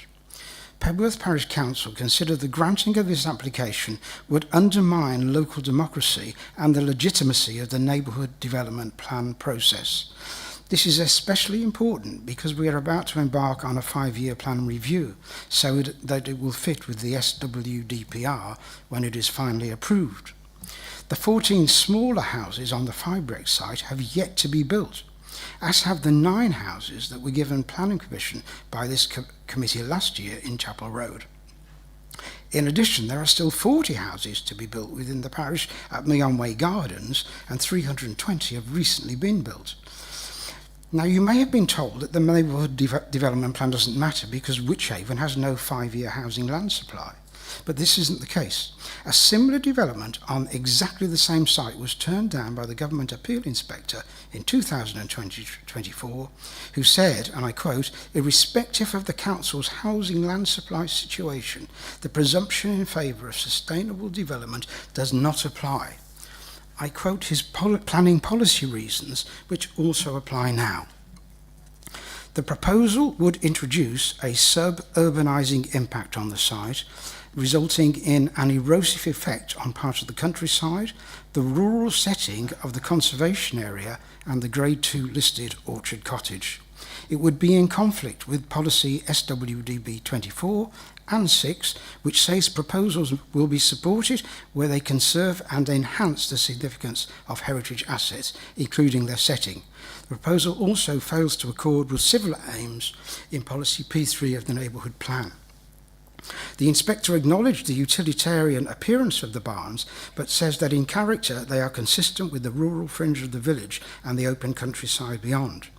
You might think this was a different application and therefore not relevant. However, the Wychavon landscape officer stated regarding this application, any modern expansion of the village should be kept separate from its historic heart, something that was not included in your summary. Thank you. Thank you, Councillor. Mr. Simon Shears, you have 3 minutes. Thank you. Thank you, Chair. Committee, I'm a resident of Pebworth for over 20 years. I'm here to represent the views of many of our parishioners, including myself, who have raised concerns formally and repeatedly against the principle of residential development on this particularly controversial site. The local public opinion on this has not changed over many years. In fact, it's continued to increase. The current proposal has recorded 1 letter of support and 40 letters against, which is about 20% more objections than to the previous 2023-24 proposal. So this does remain very much an application of local interest.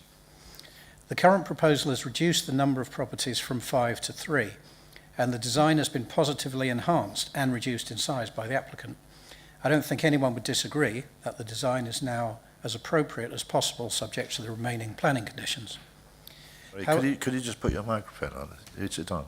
It's on, sorry, am I not near enough to it? No, that's better. Apologies. Does it keep cutting out? Have I got a dodgy microphone? I think we could hear, I've at least heard everything you said, so carry on. I'll try and speak closer to it if that's Okay, working. Thank you. right. So the overarching principle, though, of restricting development on an agricultural site in open countryside outside the development boundary, with the potential that that brings for negative impact on the setting of a conservation area and heritage assets, has not changed. The planning officer is clear in her report to this committee that because of the location of the site outside the settlement boundary and in a countryside location, the proposal conflicts with SWDP 2C, and none of the exemptions to this policy apply in this case.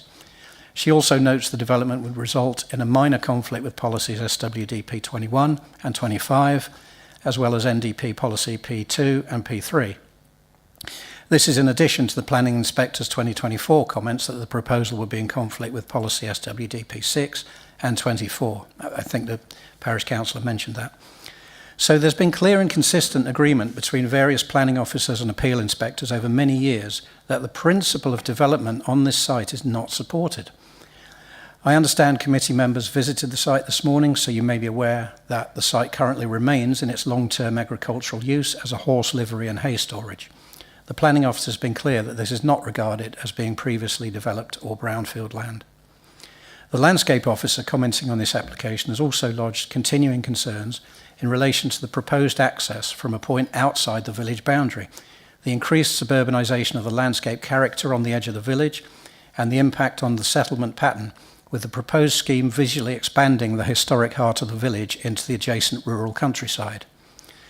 The lack of a 5-year housing land supply is being cited as a factor in this latest application, although this was also the case in 2024 and was not considered by the previous planning officers or appeal inspectors to outweigh the tilted balance. The planning officer's recommendation seeks your approval on the grounds that the identified harms do not outweigh the benefits, although she also agrees that there are a range of continuing policy conflicts which are not resolved by this latest application, most notably SWDP2. As a village community, having seen numerous residential development applications refused on this site over a period of 20 plus years, could I just finish that sentence? We're all keen to be given some kind of clarification as to where the planning committee considers that the balance currently lies. There may well be a minor benefit. It's a long sentence, but you've had a lot more than we thought. We've added on time, so I'm Great. afraid that's it, but thank you. No, thank you very much. Thank you. Mr. Simon Rees, you have 3 minutes, thank you. Thank you for the opportunity to speak this afternoon. Firstly, we'd like to thank your officers for all their hard work on this application. The committee report is comprehensive and outlines all the key material issues with a balanced planning judgment. We've worked closely with your officers to design a scheme that benefits from a positive recommendation. The original submission was for 5 dwellings, and this has been reduced to 3, with substantial alterations to the design of the homes, the site layout, as well as the provision of a new orchard area. This is a redundant agricultural holding made up of breeze block and corrugated metal buildings, and were regarded by the planning inspector in the most recent appeal as being utilitarian in appearance. The proposed scheme represents high-quality residential development, replacing the existing buildings on the site with 3 properties in the form of a barn conversion design, utilising a mixed palette of materials, replicating traditional agricultural buildings. Our landscape consultant considers that the removal of the existing barns with a barn conversion type development represents an enhancement to the existing situation. The reduced footprint of the scheme compared to the existing barns reinforces the nucleated character of the village. The site is visually contained, with new planting helping to assimilate the development in the long term. The proposal is not considered to cause harm to the surrounding landscape character. The planning inspector outlined that the site lies within a reasonably accessible location. The scheme delivers substantial public benefits in terms of housing land supply and the local economy. The deletion of 2 plots and the creation of a new orchard results in a 146% increase in habitat units through B&G and a 179% increase in hedgerow habitats. In our view, there are no adverse impacts associated with the development that significantly and demonstrably outweigh the benefits of this scheme. Therefore, the presumption in favour of sustainable development, as defined by the framework, applies in this case. We respectfully request that you support your officer's recommendation for approval. Thank you. Thank you, Mr. Rees. The ward members are Councillor Judith Gotti and Councillor Hannah Robson, who's here. Hannah Robson is speaking outside of the committee and then does not vote on this particular application. Hannah, have you got any questions to ask the speakers? Thank you, Chair. Yes, I do. The first one is to Councillor Cranage about the Parish Council's review of the NDP. How do you think, if this was approved, that would impact the parish's keenness to do an NDP review? That is a big worry for me. We were one of the first parishes to have an NDP. We took 4 years putting it together. We finally brought in some very good consultants who helped us. Now we have to review it again. And if people consistently see the NDP is ignored, and it has been, sometimes it's worked, people aren't going to participate. They're not going to get involved in that hard work that you need to do the NDP review. They might not bother to vote either. I think another factor is other parishes come to us and they ask us, should they do an NDP? And actually I am conflicted when they ask me that question, because sometimes it's ignored and sometimes it's given weight in planning decisions. So I'm concerned about how much support we'll get for a review. That's my answer. Thank you. Another question, Hannah? Yeah, and I've also got a question for the applicant, please. Interestingly, I noted in 2012 you were the council case officer on the application on this site that you recommended for a refusal. How are your views changed to now be sat as a advocate for the applicant for a residential dwelling on the same site, please? I was wondering if that's going to come up. I think I also dealt with an application where I recommended it for approval as well, and the committee overturned it, and it went to appeal, and it was dismissed at appeal. So I have recommended for refusal and approval in the past, if my memory serves me correct. This scheme is significantly different from the ones that I dealt with back at the council. Like I said, we have reduced it from 5 to 3, and I'm sure you can see from the designs how much of an improvement that is on the previous considered schemes that the council considered and the inspectorate considered. So in my view, this is the best scheme by a country mile, but I'm obviously going to say that. Thank you. Thank you. Is that it? Open it to the committee. Have you any relevant questions to ask Councillor Sims?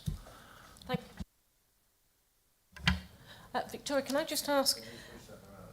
Oh, sorry. Is that better? Thank you. The site constraints are listed as follows. An Article 4 direction made in the conservation area to remove permitted development rights to specific properties. So this property is part of the Article 4 direction in the conservation area, is it? It's not listed. Bank Farm isn't listed. Well, this site here isn't listed. Just bear with me, I'll get a bit more information on that.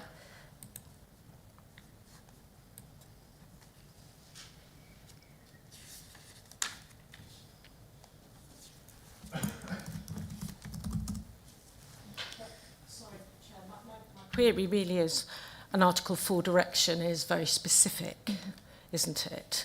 And by removing permitted development right, so for a conservation area, so it is restrictive for a reason, isn't it? It is indeed, so hopefully this would help. So the conservation area report sets out some information on that. It says the effect of the direction is that certain alterations which formerly did not require planning permission would now need planning permission. And these changes are things like removal, new or replacement of existing windows and doors, removal or alteration of boundary walls, fences, railings, gates which front a road or public footpath, or the laying of hard standing. And then it obviously sets out all the addresses affected. I'm not aware of this site being affected by those. Thank you for your patience as well there. Councillor Dawes, followed by Councillor Morris. Thank you, Chair. Question for Victoria. Just basically, as I understand it, a year ago an inspector said that this site is totally unsustainable. What's changed? Yeah, I'll just bring up the plan here. So within the appeal decision, the inspector did agree that it was in a relatively sustainable location. So they said, it was paragraph 9, they said some journeys to local facilities could be undertaken by walking, cycling, but the private car is likely to be needed for employment, shopping and educational needs. As such, I agree with the main parties that the site lies within a reasonable, accessible location, and I've continued that conclusion into this application. This appeal was still dismissed mainly on its heritage impact and landscape impacts. So within the report, I've tried to carefully consider the appeal, but this was a materially different scheme. You can see on the plan here where the inspector found less than substantial harm to heritage assets, harm to the landscape and a policy conflict with the housing mix. These harms were intrinsically linked to the design, having 4 substantial detached buildings, using contemporary materials, garages, which were uncharacteristic of agricultural barns. So in contrast to this, the current application proposes 1 brick-built building of a traditional design, and with the reduction in the number of dwellings, the development has reduced the number of the area of residential gardens and subsequent light pollution from that. But notwithstanding this, I have still found some minor landscape harm brought about by the introduction of the residential uses. But another key difference to this application is the reintroduction of orchard planting to restore a lost village feature. and this was presented within the conservation area appraisal to be an enhancement. So the balance on this application has been very different to that which was assessed at appeal stage. Thank you. Can I have one more question, Chair? On the on one of your photos from the road, it shows the existing. No, different ones.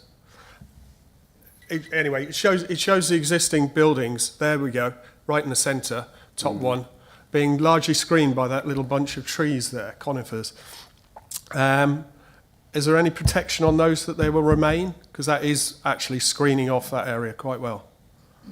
I believe they are to be retained, but within the landscaping condition, there is a bullet point that requires a plan to be submitted showing what trees are to be removed, and if they are to be removed, then we would seek for compensatory planting. So that would be for consideration at a later point, but at this point, I'm not aware of any plans to remove it, but like I said, this could be assessed through a discharge of condition application. Thank you. Thanks. Councillor Morris. Thank you, Chair. Just a quick clarification. The neighbourhood plan doesn't play a part in our consideration purely and simply because it's out of date. Is that right? Well, I'm reading neighbourhood plan was adopted on the 18th of September. So it does.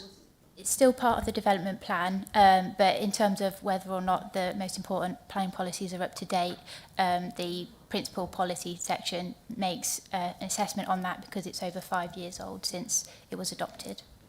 Right, so I'm probably confusing two things. What the parish council is saying, it wasn't one of their chosen sites, is that?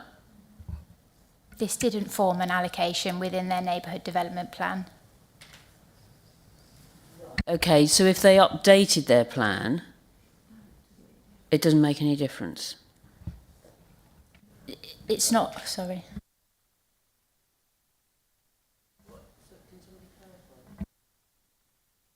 Britain, Councillor Kersey, followed by... Thank you, Chairman. I know this is unusual, but you can see me jumping out of my seat. What Councillor Morris is referring to is about if there's an allocation. It's only the allocation that expires after 5 years.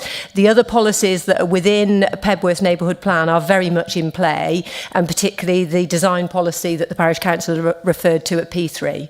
They do not expire after 5 years. They are in place for the whole duration of the neighbourhood plan. Councillor Hardman. Thank you, Chairman. You're proposing that we plant a heritage orchard.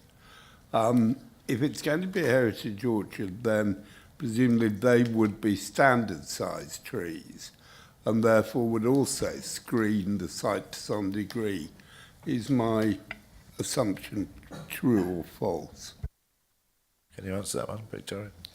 So they also form part of the biodiversity net gain. I could be mistaken, but I believe the guidance is for small trees to be planted over medium trees due to the long ongoing maintenance of them, and I believe they're better at establishing. So I've not considered them in any screening perspective for the development. Okay, thank you. Councillor Ward, Councillor Kersey, then Councillor Sims. Councillor Ward. Sorry, my question's been answered already, so thank you. Kersey, followed by Councillor Sims. Chairman, thank you. A question to the applicant, out of interest really. It's quite unusual for us to see this sort of application for barns to actually come in this form. Just out of interest, why did you not ever apply for a Class Q and then turn that around with the fallback position? Is it because the existing barns wouldn't have qualified for a Class Q permission? The honest answer is I've never been asked to consider the Class Q option from the applicant initially, but I don't believe the barns would have been capable of conversion under the Class Q legislation, so they probably wouldn't have been utilised. Councillor Sims. Thank you. Victoria, just on the archaeology, in your paragraph it says, given the scale of the development and the anticipated archaeological potential, the likely impact on the historic environment caused by this development may be offset by the implementation of a conditional programme of archaeological work. Sorry, what does that mean, please? And I'm very keen on the archaeology coming from Broadway. Yeah, no worries. Let me just pull up the full response from the archaeological officer. I think that would be more helpful.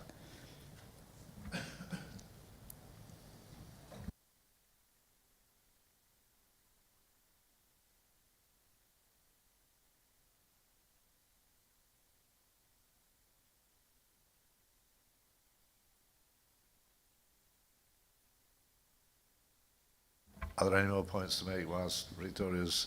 Any more questions for anybody? No? It's To all right. Victoria? I can answer that if that helps. I'll answer Councillor Sims's question first. So the condition that they've recommended is that no development shall take place until a programme of archaeological work, including written scheme of investigation, has been submitted to and approved in writing by the local planning authority. And the scheme shall include an assessment of the significance and research questions, and it will include the programme and methodology of site investigation and recording, the programme for post-investigation assessment, provision for analysis of the site investigation and recording, provision shall be made for the publication and dissemination of the analysis and records to be of the site investigation, and provision made for archive deposition of the analysis and records of the site investigation, and it shall be undertaken by within a written scheme of investigation. So essentially, there'll be some. Thank you. Yeah. Councillor Morris? Thank you, Chair. I just wanted to ask the opinion of the Parish Council and the other objector. Looking at the site this morning and looking at that picture, from a layperson's perspective, visually that looks a lot better to me. I understand your concerns. I can see the previous application. I can see why that was refused. I just wondered your opinion. Has your view of this development softened in terms of seeing that, actually looking at it, from our perspective, the site doesn't look great as it is at the moment, and whether you would consider that what is proposed is a better option than what was rejected previously? I think it is, I've got to say, I think it is a better design than the one that was turned down by the appeal inspector. But for us, we want to defend our development boundary. That's the critical thing for us. It's the principle. We are continually getting opportunistic developers trying to build adjacent to the development boundary. It's a really important principle that the development boundary stands. It isn't a brownfield site. It's agricultural buildings that are, I mean, they might not be the prettiest buildings, and these buildings might be a lot prettier. But the planning principle remains that they are rural agricultural buildings, not residential village buildings, bolted on to the development boundary. Thank you very much. I don't, you know, we could go on talking about that for a long time, so we'll go forward, okay? Are there any more relevant questions before I bring in? No? Okay. Thank you. Would you like to return to your seats? Thank you. Thank you for speaking this afternoon. I'm going to ask the ward member to just address the committee, just to point. Councillor Robinson's got to leave as soon as possible. She doesn't take part in the debate after this or the vote. So after you've spoken, okay. So over to you, Hannah. Thank you, Chair. That's very kind of you. So, committee, you've heard from both the Parish Council and the objector on the harm to the conservation area and the upset that it's causing the village. We've had in Pebworth, there are other decisions on applications that have been refused on conservation grounds as well as these ones here with the appeal. You as a committee are repeatedly told to respect a planning inspector's decision when determining applications. This site has been determined twice by an inspector following refusals for Wychavon, which the last one only being 18 months ago, so extremely recent. So why are you now being recommended to approve when basically nothing has changed, as you've heard today?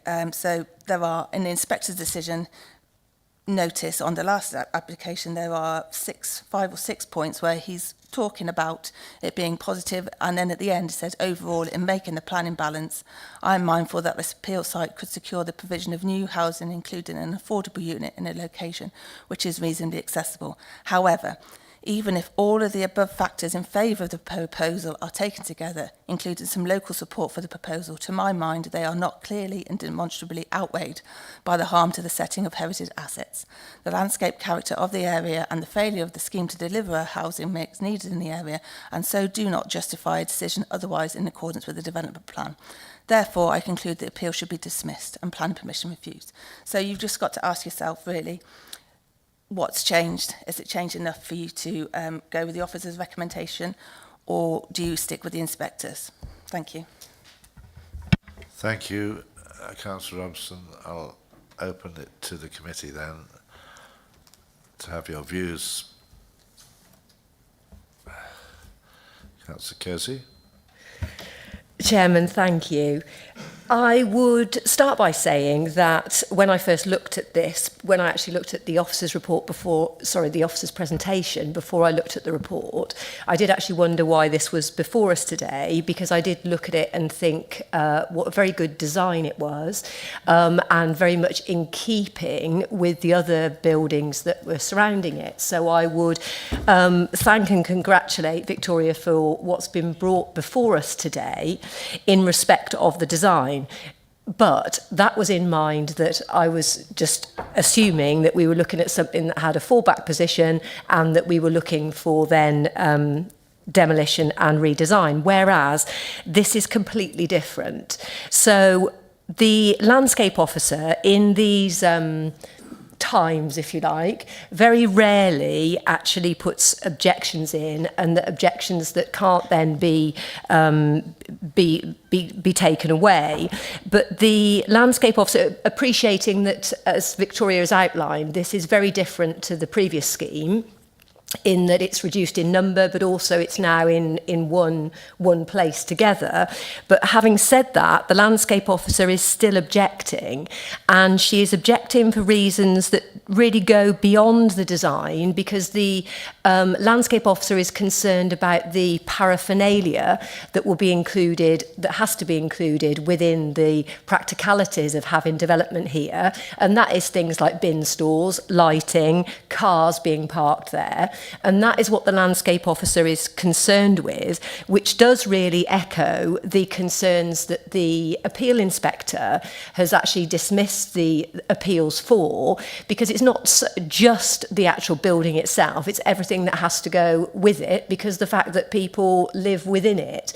When we then go back to then Pebworth Neighbourhood Development Plan, which I very much take on board the comments made, and I very much sympathise with the parish council, that yes, if your neighbourhood plan isn't adhered to, it's very difficult to then go back to the parish to say, can you spend all that time and effort to do a neighbourhood development plan review?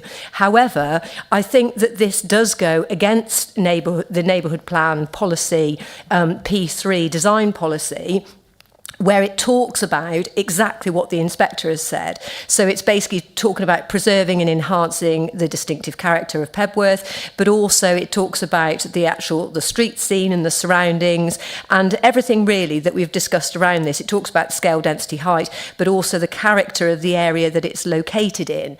And this is very different to any other scheme that we look at because of the area that it's located in. So as much as it is an extremely good design, I think really looking at this and looking at the history of this site, I think it's evident that however good a design, this actual site is unsuitable for development. So on that basis, I would propose refusal, that it does not comply with SWDP 24.6 and Pebworth Neighbourhood Development Plan Policy P3, but I would propose that the writing of the refusal reasons are designated to the Director of Planning and Infrastructure.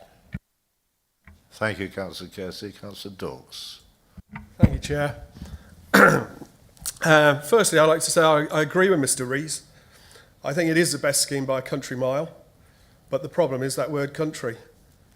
It's in the country. It's in the countryside. It shouldn't be there. It's outside the neighbourhood plan. it is the wrong place for it.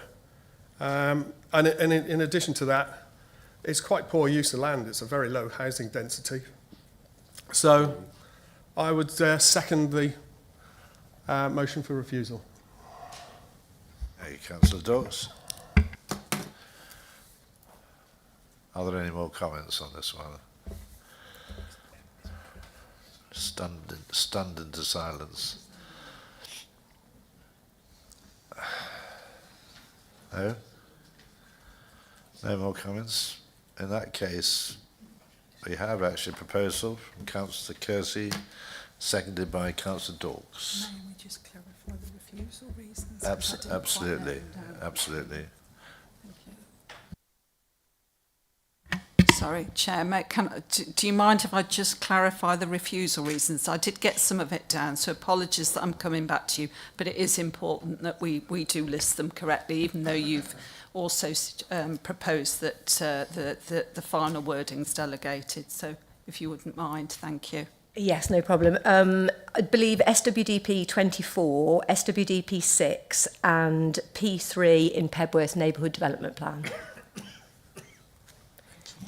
But importantly, to delegate to the Director of Planning and Infrastructure, who may want to include additional Can I have the reasons under 6 and 24? Because I'm just having a look. So 6 is, could you flick up for me? Historic environment. So is that the impact on the adjacent? Yes, and the settlement and the nucleation. Impact on the adjacent settlement. And 24, sorry, can I just have a look what 24 is? Oh, it's the same management of the historic environment.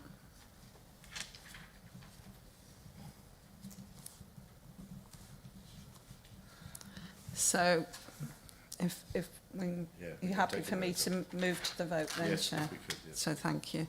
So the motion is to refuse the application for the following reasons. So that's SWDP 6, which is historic impact on the adjacent settlement, and the reasons as mentioned by Councillor Kersey. SWDP 24, which is management of the historic environment, and then P3, which is Pebworth neighbourhood, it's in conflict with Pebworth neighbourhood development plan, with the final wording of the refusal reasons being delegated to the Director of Planning and Infrastructure. And there's obviously also, we need to just add in that there's the technical reason of not having a completed Section 106 agreement to secure the relevant Section 106 contributions that were in the report. So that, can I ask you to raise your voting cards, please, members? Those in favour? Of refusal. Of refusal. That is for refusal.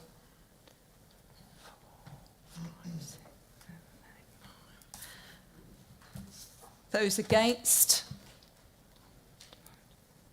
Any abstentions? That motion is carried, Chair. 9 in favour, 2 against and 3 abstentions. Thank you very much, Thank you. and thank you for speaking this afternoon. We're going to have an 8-minute break. 8 minutes, please, and do come back, and don't be late.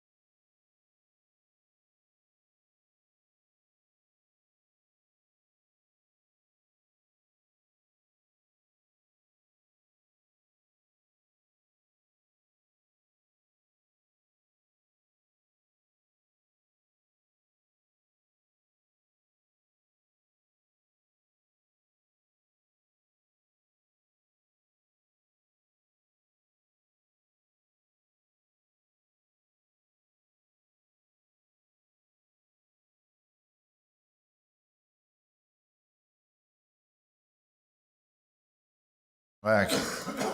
Moving swiftly on to item 10, which is application 24/02471. This is a site visit land at Honeybourne Road, Bretforton, outline planning permission. We have just one speaker, Sarah Butterfield. Welcome, do come, thank you. And Matt again, thank you Matt, and over to you, thank you. Thank you, Chair. This is an application for the development of up to 50 residential dwellings, a new village hall site with all matters reserved except for access.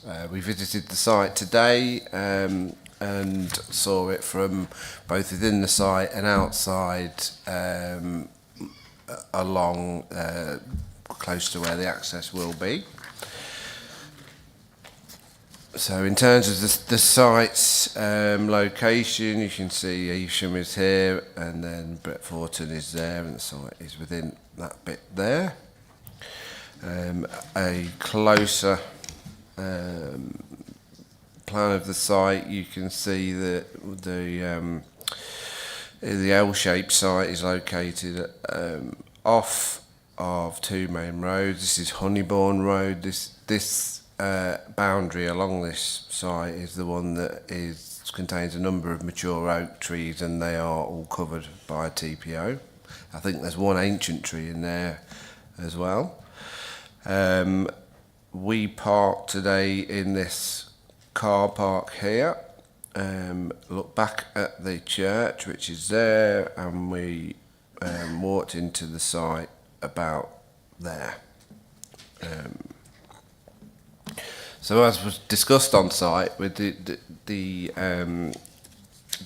village has a very sort of historic context and contains quite a number of historic assets, and this is an example of the sort of conservation area map, which also includes the listed buildings, and you can see the extent of those with the conservation area outlined in red, and then all of the listed buildings are these orange ones here, and that does include a Grade 1 listed church. So that's the historic contents and its relationship to the site, which would mean, as mentioned on site, that any development, if it was deemed acceptable, would have the consideration of the forward-fronting elements of the scheme. Will need to have due consideration to ensure that it doesn't harm this attractive historic character.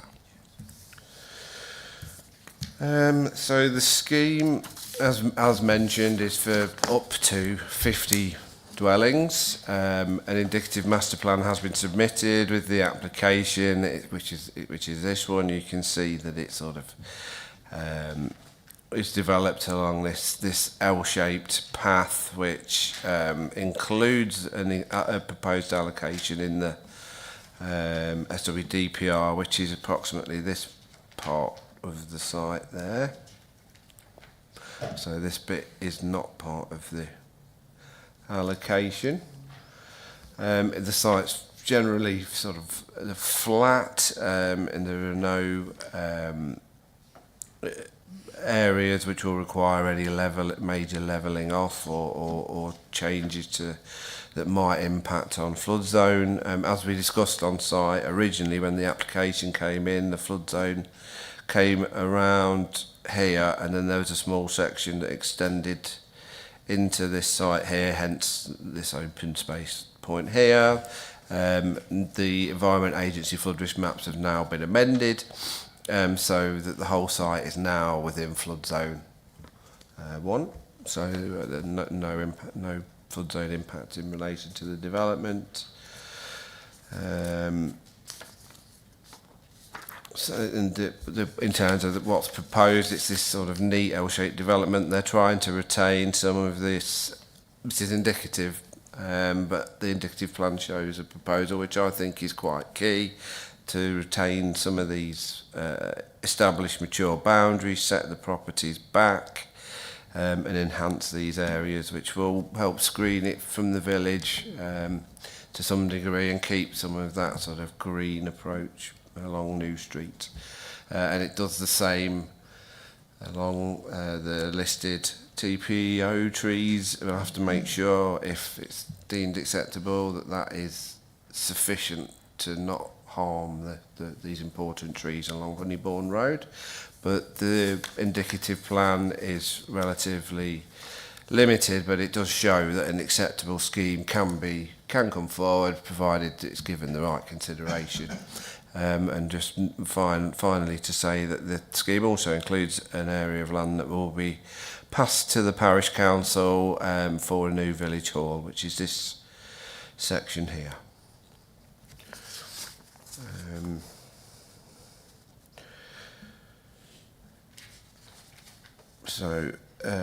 No objections were raised in respect of the historic environment, highway safety, flood risk, the main sort of considerations.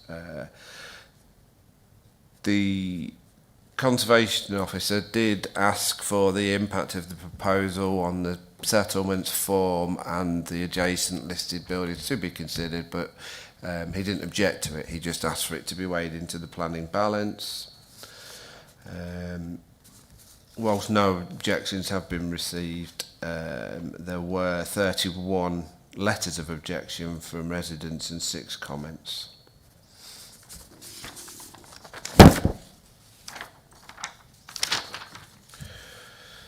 So, as mentioned previously on other applications that have come before you, the site is located in open countryside outside of the limits to development. There is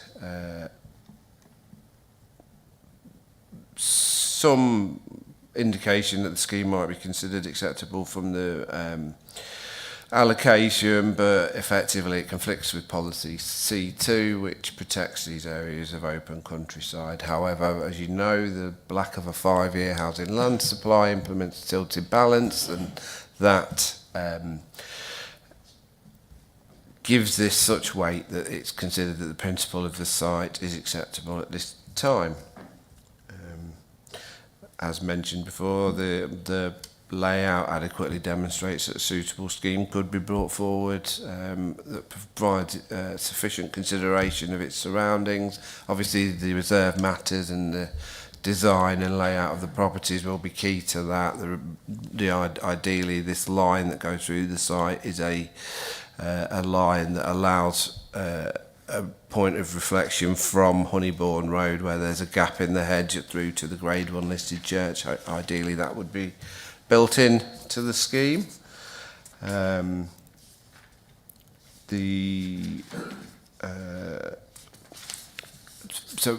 Essentially, there was no landscape impact. The landscape officer reviewed it and felt that the impact was acceptable, and as previously mentioned, there were no other objections on the grounds of flooding, etc. So therefore, the application was, on balance, for the reasons set out in the report, recommended for refusal, recommended for approval. Weighed into that was the consideration of the impact on the heritage assets and the limited impact that was established in terms of landscape. But on balance, weighing all of that into the consideration, it was felt that the benefits of this scheme outweighed the negative impacts, and it's therefore recommended for approval. Thank you very much, Matt. Senator Butterfield, you have 3 minutes. Thank you very much. Thank you, Chair. Good afternoon. I'm speaking this afternoon on behalf of Catesby Estates, the applicant, who are seeking outline approval for the development of land at Honeybourne Road for up to 50 residential dwellings, as you've heard. The principle of residential development here is considered acceptable when all relevant matters are considered. Whilst the site is outside of the defined village boundary, it is immediately adjacent to it. Bretforton is identified as a Category 2 settlement which can accommodate additional development as established in the adopted and emerging development plan policies. And in addition, the Council's inability to demonstrate a 5-year land supply means that the presumption in favour of sustainable development in the NPPF is engaged. Notwithstanding this, the Council have proposed allocation of part of the site within the emerging development plan, further demonstrating the acceptability of the site for residential development. The proposals would deliver land for a new village hall. This would assist the parish council in their aspirations to deliver a new facility.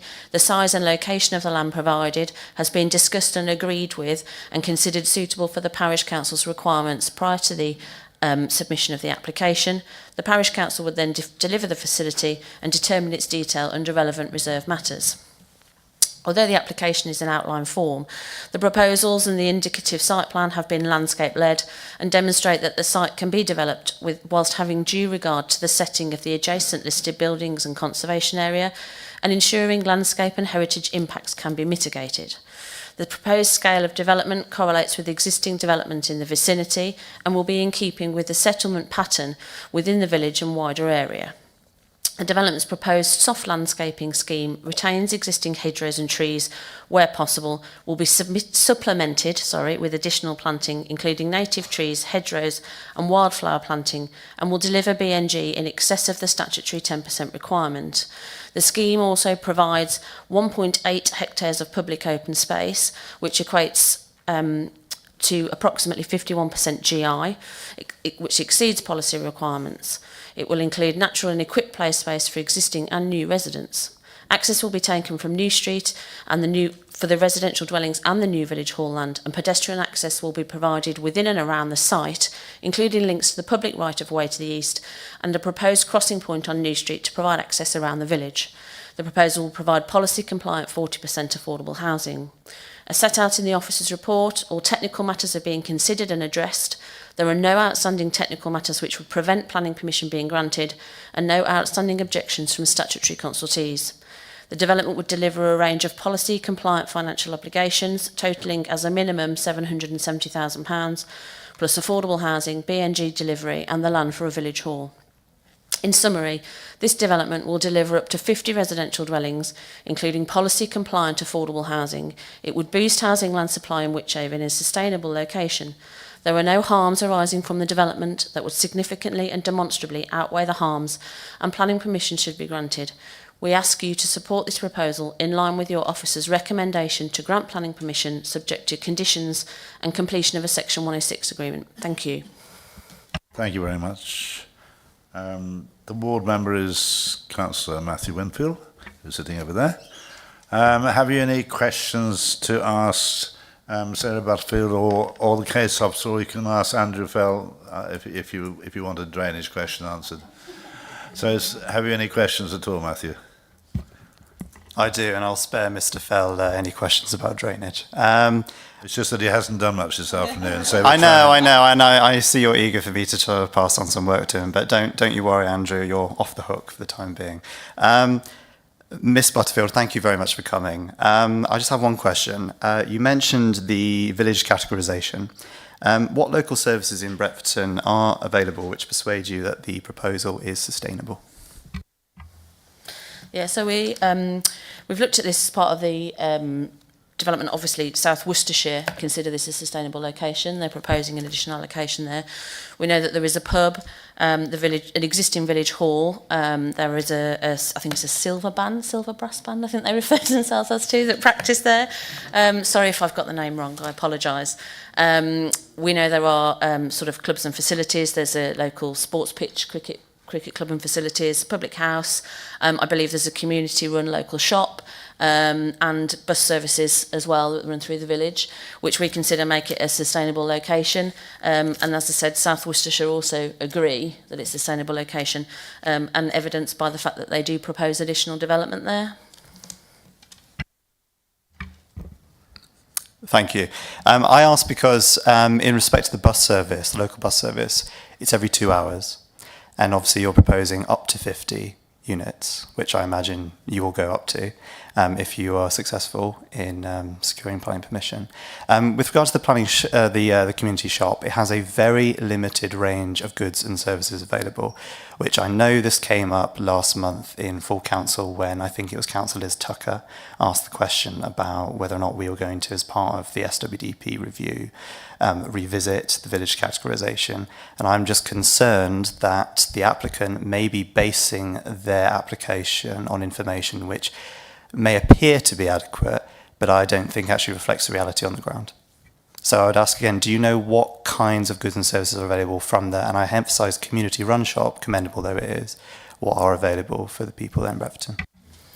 Yeah, I can't tell you what's available on offer in it, but what I would say is that actually if you add additional people and development into a village, you will actually support its services in the longevity because there will be more people there to use them, and therefore it should actually help support and grow that. Okay, just one comment on that respect, Chairman. So in other words, the services would follow the people, so in the meantime they would have to go farther afield for those goods and services. I'd like to ask a question of Matt, if I may, Chairman. Just give me 1 second. Hi, good afternoon, Matt. Thank you for your report. Having listened to Ms Butterfield's submission, and given that this is outline, what sort of guarantee does the Parish Council have in respect to the parcel of land designated for a new village hall? Apologies, I've just changed it. So this is something that I have raised. It needs to be considered as to the where it sits within the planning process and whether this is something that's dealt with outside of the planning process or as part of this. As you've probably seen from the report, I have not considered that the provision of the site for the village hall to the parish is a material consideration that weighs heavily in the favour of this. The reason it's concluded it's acceptable is for a number of other reasons. The section 106 that is being drawn up does address this in terms of the handover of land, but we were having a discussion the other day as to whether the parish needs to or doesn't need to be a signatory. So it will be covered in a light touch way in the section 106 to ensure that they do what is here. But in the main, that's going to be something that's discussed between the parish and the applicant, I believe. Sorry, despite them not being signatories? Yes, so it'll be discussed with the parish through alternative means. My concern was that we can't expect the parish, we can't restrict the parish or require them to do something in a section 106 if they're not signatories.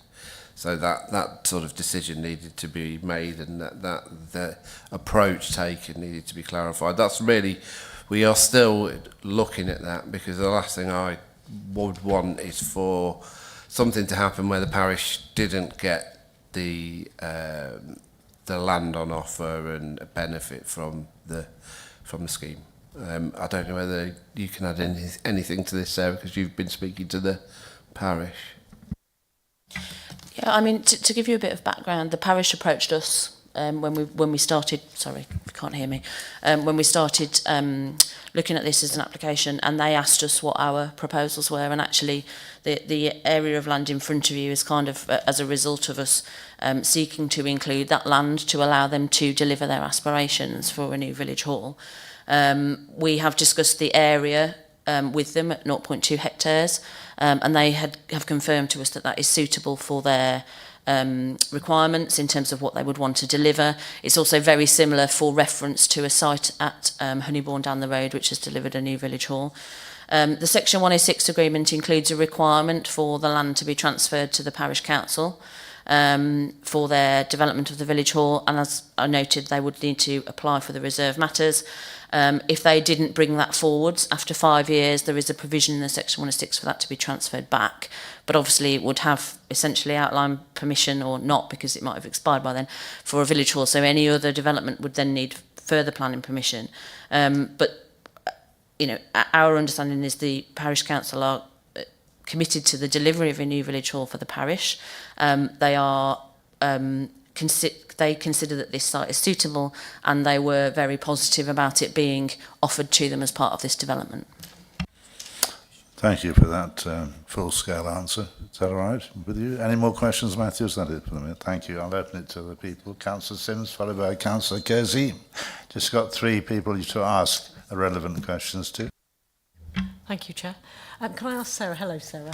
The National Trust has commented on this, and I wondered, made some really interesting points actually, and not against the principle of this, and I'm not either actually, but it does say, can this be a landscape-led application? And what you have to take some responsibility, as does the village, but I think that's very important. It's really nice that National Trust has actually made comment about it. I think we must really listen to what they say. So can you explain how that, I mean, obviously this is outlined, I understand that, but if we can take that on board, because I think that's very important, actually. Thank you. Yeah, I mean, I don't want to talk for too long, but when we started discussing the design of this scheme, we actually, the landscape consultant that did all the landscape work actually advised us on the sort of form or layout of the built development here to take into account the public right-of-way, particularly along the cemetery. So you'll see we've sort of left a landscaping gap along there to look through to the church. As Matt noted, we've now sort of taken account of that sight line in terms of detailed design from Honeybourne Road. And then the existing landscaping along Honeybourne Road and also the hedgerow along the front is all sort of to be retained. I think the only proposed removal of hedgerow is about 8 metres to facilitate the access as required by, but it will, I think the hedgerow and then inside to put a pedestrian footpath inside to allow sort of that permeability rather than taking the hedgerow out to provide pedestrian access. So we have really and then obviously the significant amount of open space to sort of the rear, and yeah, part of that will accommodate suds, but it will also then provide open space and that sort of landscape buffer to seek to help the development integrate into the village, and looking at sort of, you know, the building line along New Street, etc. I mean, I could probably go on a bit, but that's probably sufficient for you. I shouldn't go on anymore. It's fine. You're very thorough. Thank you very much. But you've had 3 minutes, going on 12. So I'll ask Councillor Kersey, followed by Councillor Dyke, for relevant questions to the speakers, if you could. Chairman, thank you.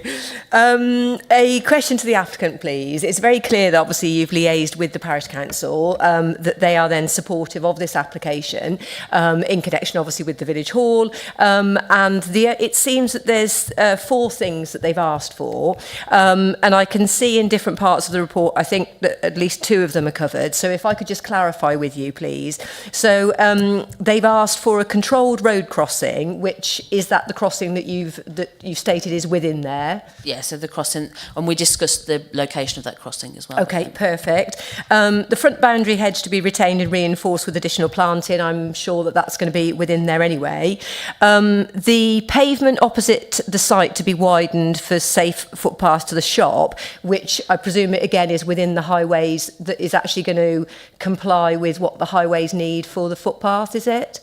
Yeah, I will need to just double check that for you, but I'm not sure is the answer. I'm not sure Highways requested it. I think it was a Parish Council request, and I'm not sure whether we had the room to do it, but I will seek to double check whilst you're talking. Okay, because I think within the Highways report it might have been what they wanted anyway, but so it's just that because the Parish Council are very much supportive of this, I want to make sure that if we approve this today, that they're getting everything, you know, that they believe that the village needs. So I think the other thing that I don't think has been mentioned as yet, and I can't see it in the report, is the relocation of the, as they call it, the substandard bus stop to an area linked to the crossing.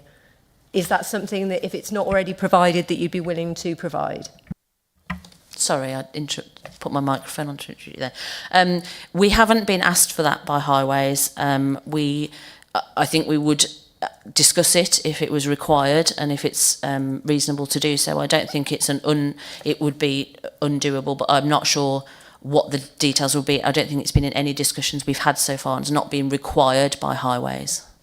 And I think really that's my question, is that I don't think you're absolutely right. It hasn't been requested by Highways, but because it's been requested by the Parish Council, would you be open to accommodating that for the Parish Council? I think we'd need to understand exactly what it would entail, but I think in principle we would discuss it, yes. Councillor Day. Thank you, Chairman. Forgive me if I've missed this, but there is a village hall now. Yes.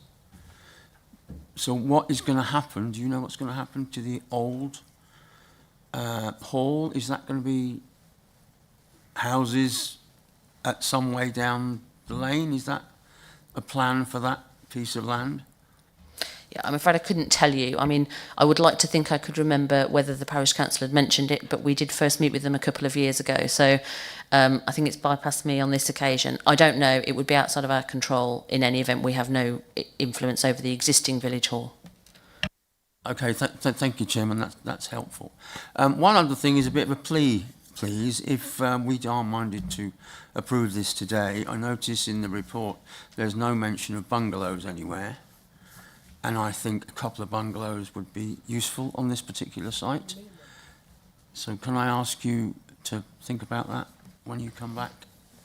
Yeah, I mean, we would. The reserve matters would need to come forwards in accordance with the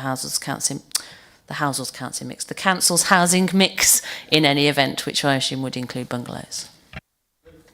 Thank you. Any further questions to anybody? No?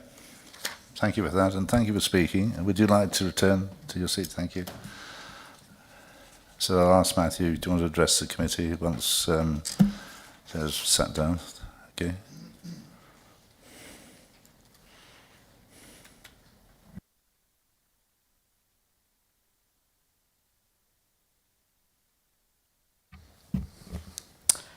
Thank you, Chairman, and good afternoon, everyone. Happy New Year to you and everyone here present. I'm not in favour of this application, you may have guessed, but for the following reasons. Firstly, as noted in the report, the proposed estate falls outside the development boundary and encroaches upon open countryside, some of which is designated as best and most versatile land. This objection carries ever-increasing weight with each new development that comes at the expense of this sort of land, for reasons captured by the old saying, buy land, they're not building it anymore.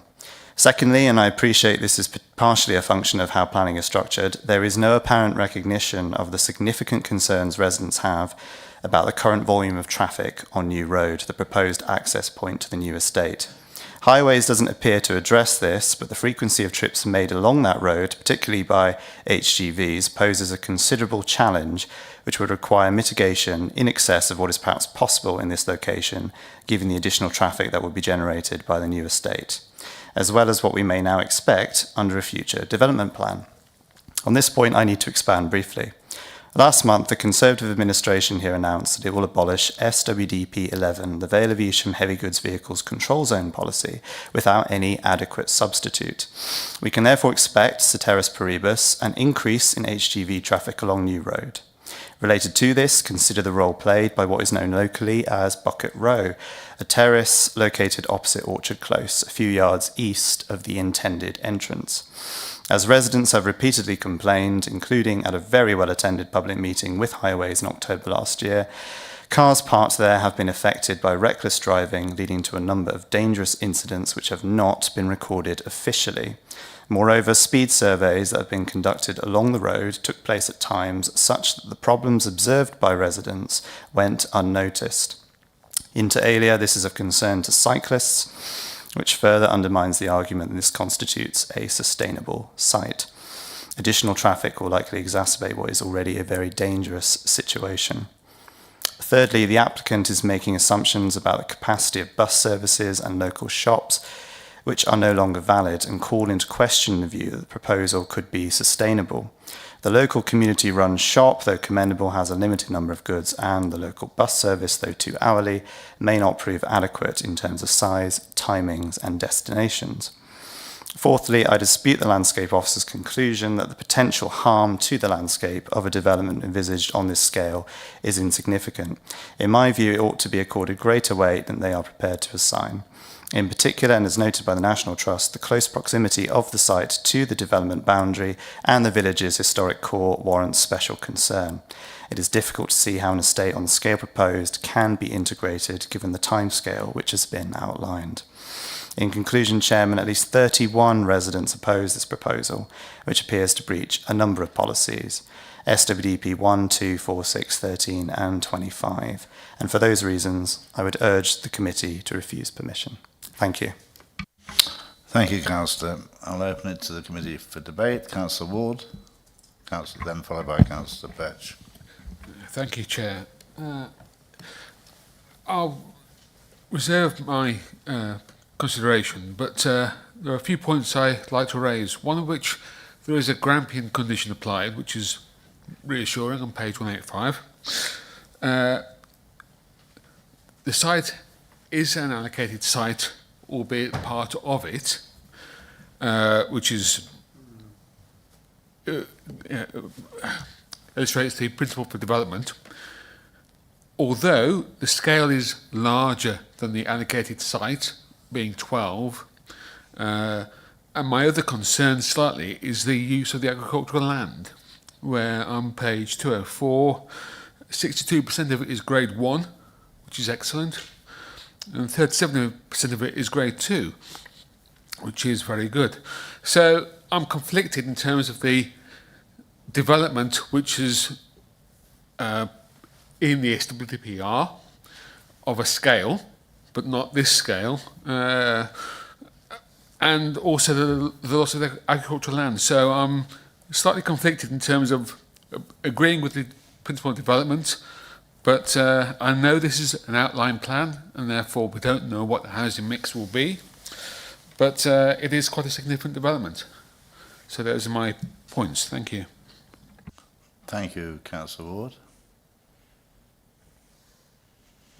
Another stunned silence. Councillor Hardman. Just very quickly, I take it that it's the eastern end of the site where the allocation or the emerging allocation is located. And what, quite sensibly, in my view, the developers are doing is moving this further forward and onwards, and also delivering considerable community benefit, because I notice the community in the form of the parish council, or indeed of objectives, is notably silent. So following that clarification, I'd like to move approval, sorry. Thank you, Councillor. Councillor Day. Thank you, Chairman. I'm happy to second that motion. Thank you. Are there any more comments on this application? No? Chair. Sorry. I think there was a question wanting clarification on the allocated site. You applied that one.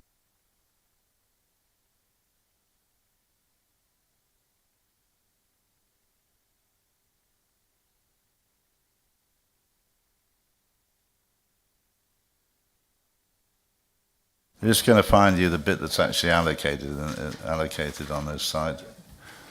We can. If I can take members to page 170 in your report, the allocated element of the site is shown there. I don't believe we've got it in the presentation, but it is on the New Street frontage, where the main access point is in yellow and broadly the two blue arrows either side.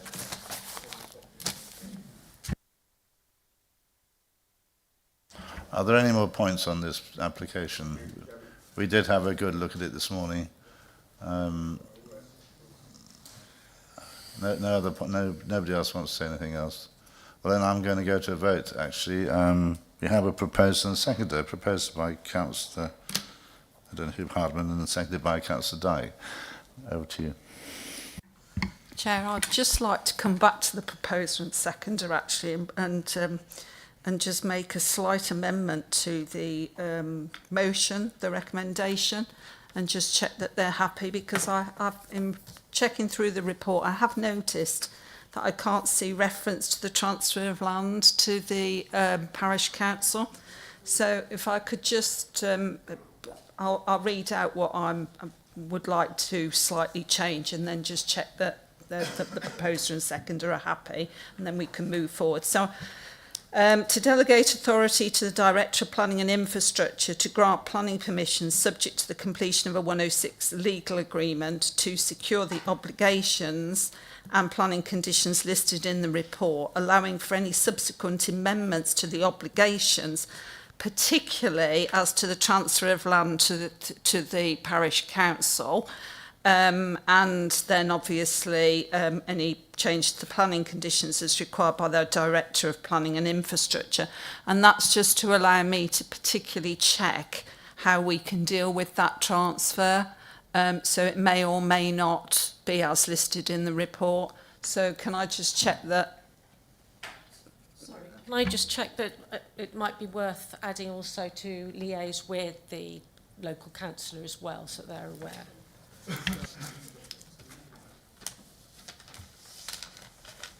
So actually adding then in that is to be, that those amendments, if there's any amendments to what's actually listed in the report, is to be done in consultation with the local member. No. Sorry, Chairman. No, I don't think that's the right way to go. No, I don't. Oh, is it playing? I don't think this is the right way to go. I think the proposal is fine as it is. It's going to come back to us anyway. So I don't, we can discuss it, and obviously there will things be going on between now and when it comes back to us. I think obviously the local member will be included in all that, but I don't think it needs to be put in the proposal or the seconding. So are you happy with at least my change with regard to the looking at the transfer of the land to the parish council, what I've originally read out? Yeah. So, yeah, no, I mean, I would agree with the seconder, Chairman. Got a proposal and a seconder on that basis. Would anybody like me to read that out again, or is everybody happy? No, thank you. If I could move to the vote then, please. Members, can I ask you to raise your voting cards? You're voting for approval in line with what I've just read out. So those in favour?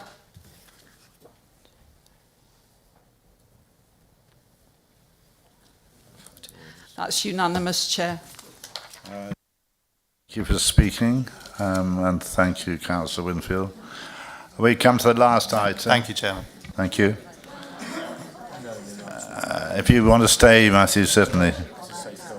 It'll only be, hopefully, a short one.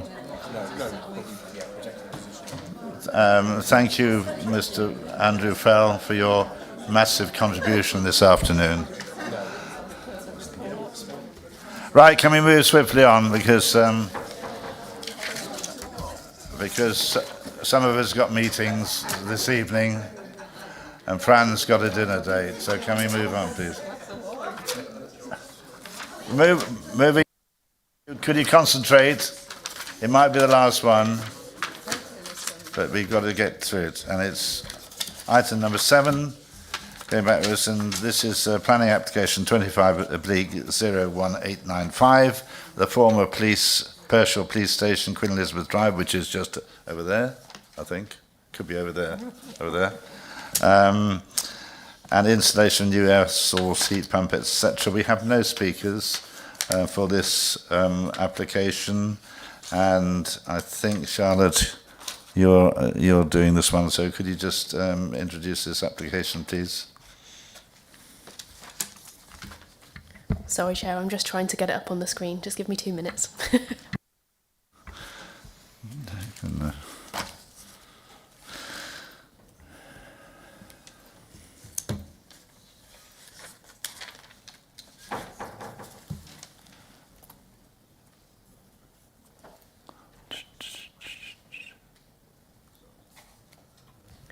Thank you, Chair. Good afternoon, members. Hold on 1 second. Okay. Item 7 has been submitted by the Council's property team and therefore requires determination by Planning Committee. This application seeks planning permission for various works to the former Pershore Police Station, including the installation of an air source heat pump and acoustic fencing, replacement windows, the creation of a new emergency exit door, and the reinstatement of the building's original entrance.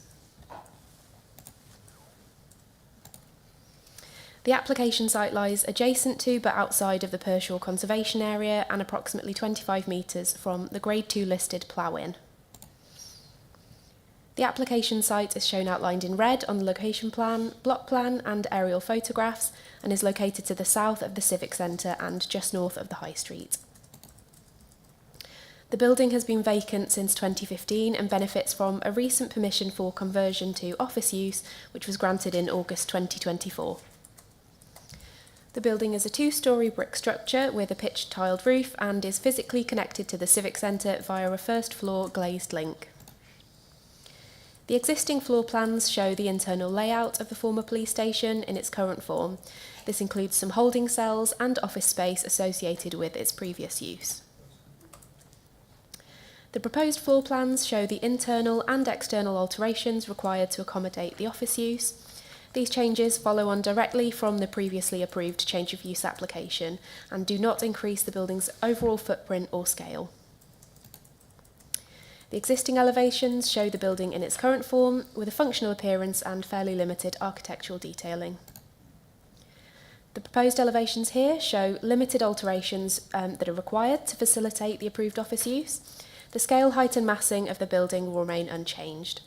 The external alterations to the building include replacement windows from timber frames to aluminium, a new emergency exit door, and the reinstatement of the original entrance on the building's principal elevation, which faces the Civic Centre. The proposals also include the siting of an air source heat pump to be positioned to the rear of the building. The unit has a modest scale and is to be positioned between the rear building elevation and the site's rear boundary. A condition is to be included as part of the decision notice for a noise impact assessment to be undertaken prior to the air source heat pump being approved. Subject to the findings of the assessment, acoustic fencing may be required to mitigate any noise disturbance on nearby residential receptors. Details of the acoustic fencing will be required to be submitted and approved prior to the installation of the air source heat pump through the same condition. The following slides just show each of the elevations of the former police station, and officers are satisfied that the proposals are acceptable, subject to conditions and accord with the relevant development plan policies. Your officer's recommendation is to delegate authority to the Director of Planning and Infrastructure to grant planning permission subject to the planning conditions listed on pages 16 to 17 of the committee report, allowing for any subsequent amendments to the conditions as required by the Director of Planning and Infrastructure. Thank you. Thank you very much. We have no speakers, as I said, but the ward members are Councillor Jodie Arnold, Dan Boatwright Green and Charles Tucker, of which who is here. Have any questions, Charles, to ask? No questions, Chairman. Thank you. Has anybody else got any questions to ask the case officer? No? This is a very easy one, isn't it?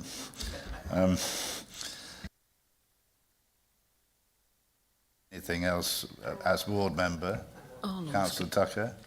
Well, Chairman, one concern that I have here is that we're going to be losing the cell which is in there, and I think being so close to Wychavon District Council, it could be very useful in the future. You're thinking of present councillors, or are you, or for those who've been on the council for some time? Who knows what? But just there's a facility there which we are losing. However, I can think of a few to put in it, but I won't say who they are. So, however, having said that, I think it's very clear that this is something which is of benefit. Personally, I would have liked to have seen this building turned into a hotel, but I was persuaded by the officers that it was not possible or practical or financially viable to do so. But as it is being proposed for office conversion, I think that's very suitable, and I would propose approval in accordance with the officer's recommendation. That's very quick, and a hotel would be good to be near work, wouldn't you, really? Has anybody else got anything to say that's council? Second, I think it's a much needed conversions to make us more appropriately green, as it were. And useful building. Anybody else got anything before we take a vote on this?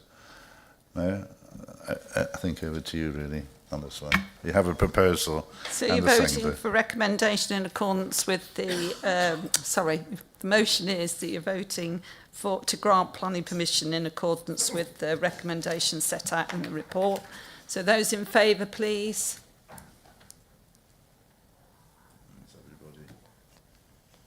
That's unanimous, Chair.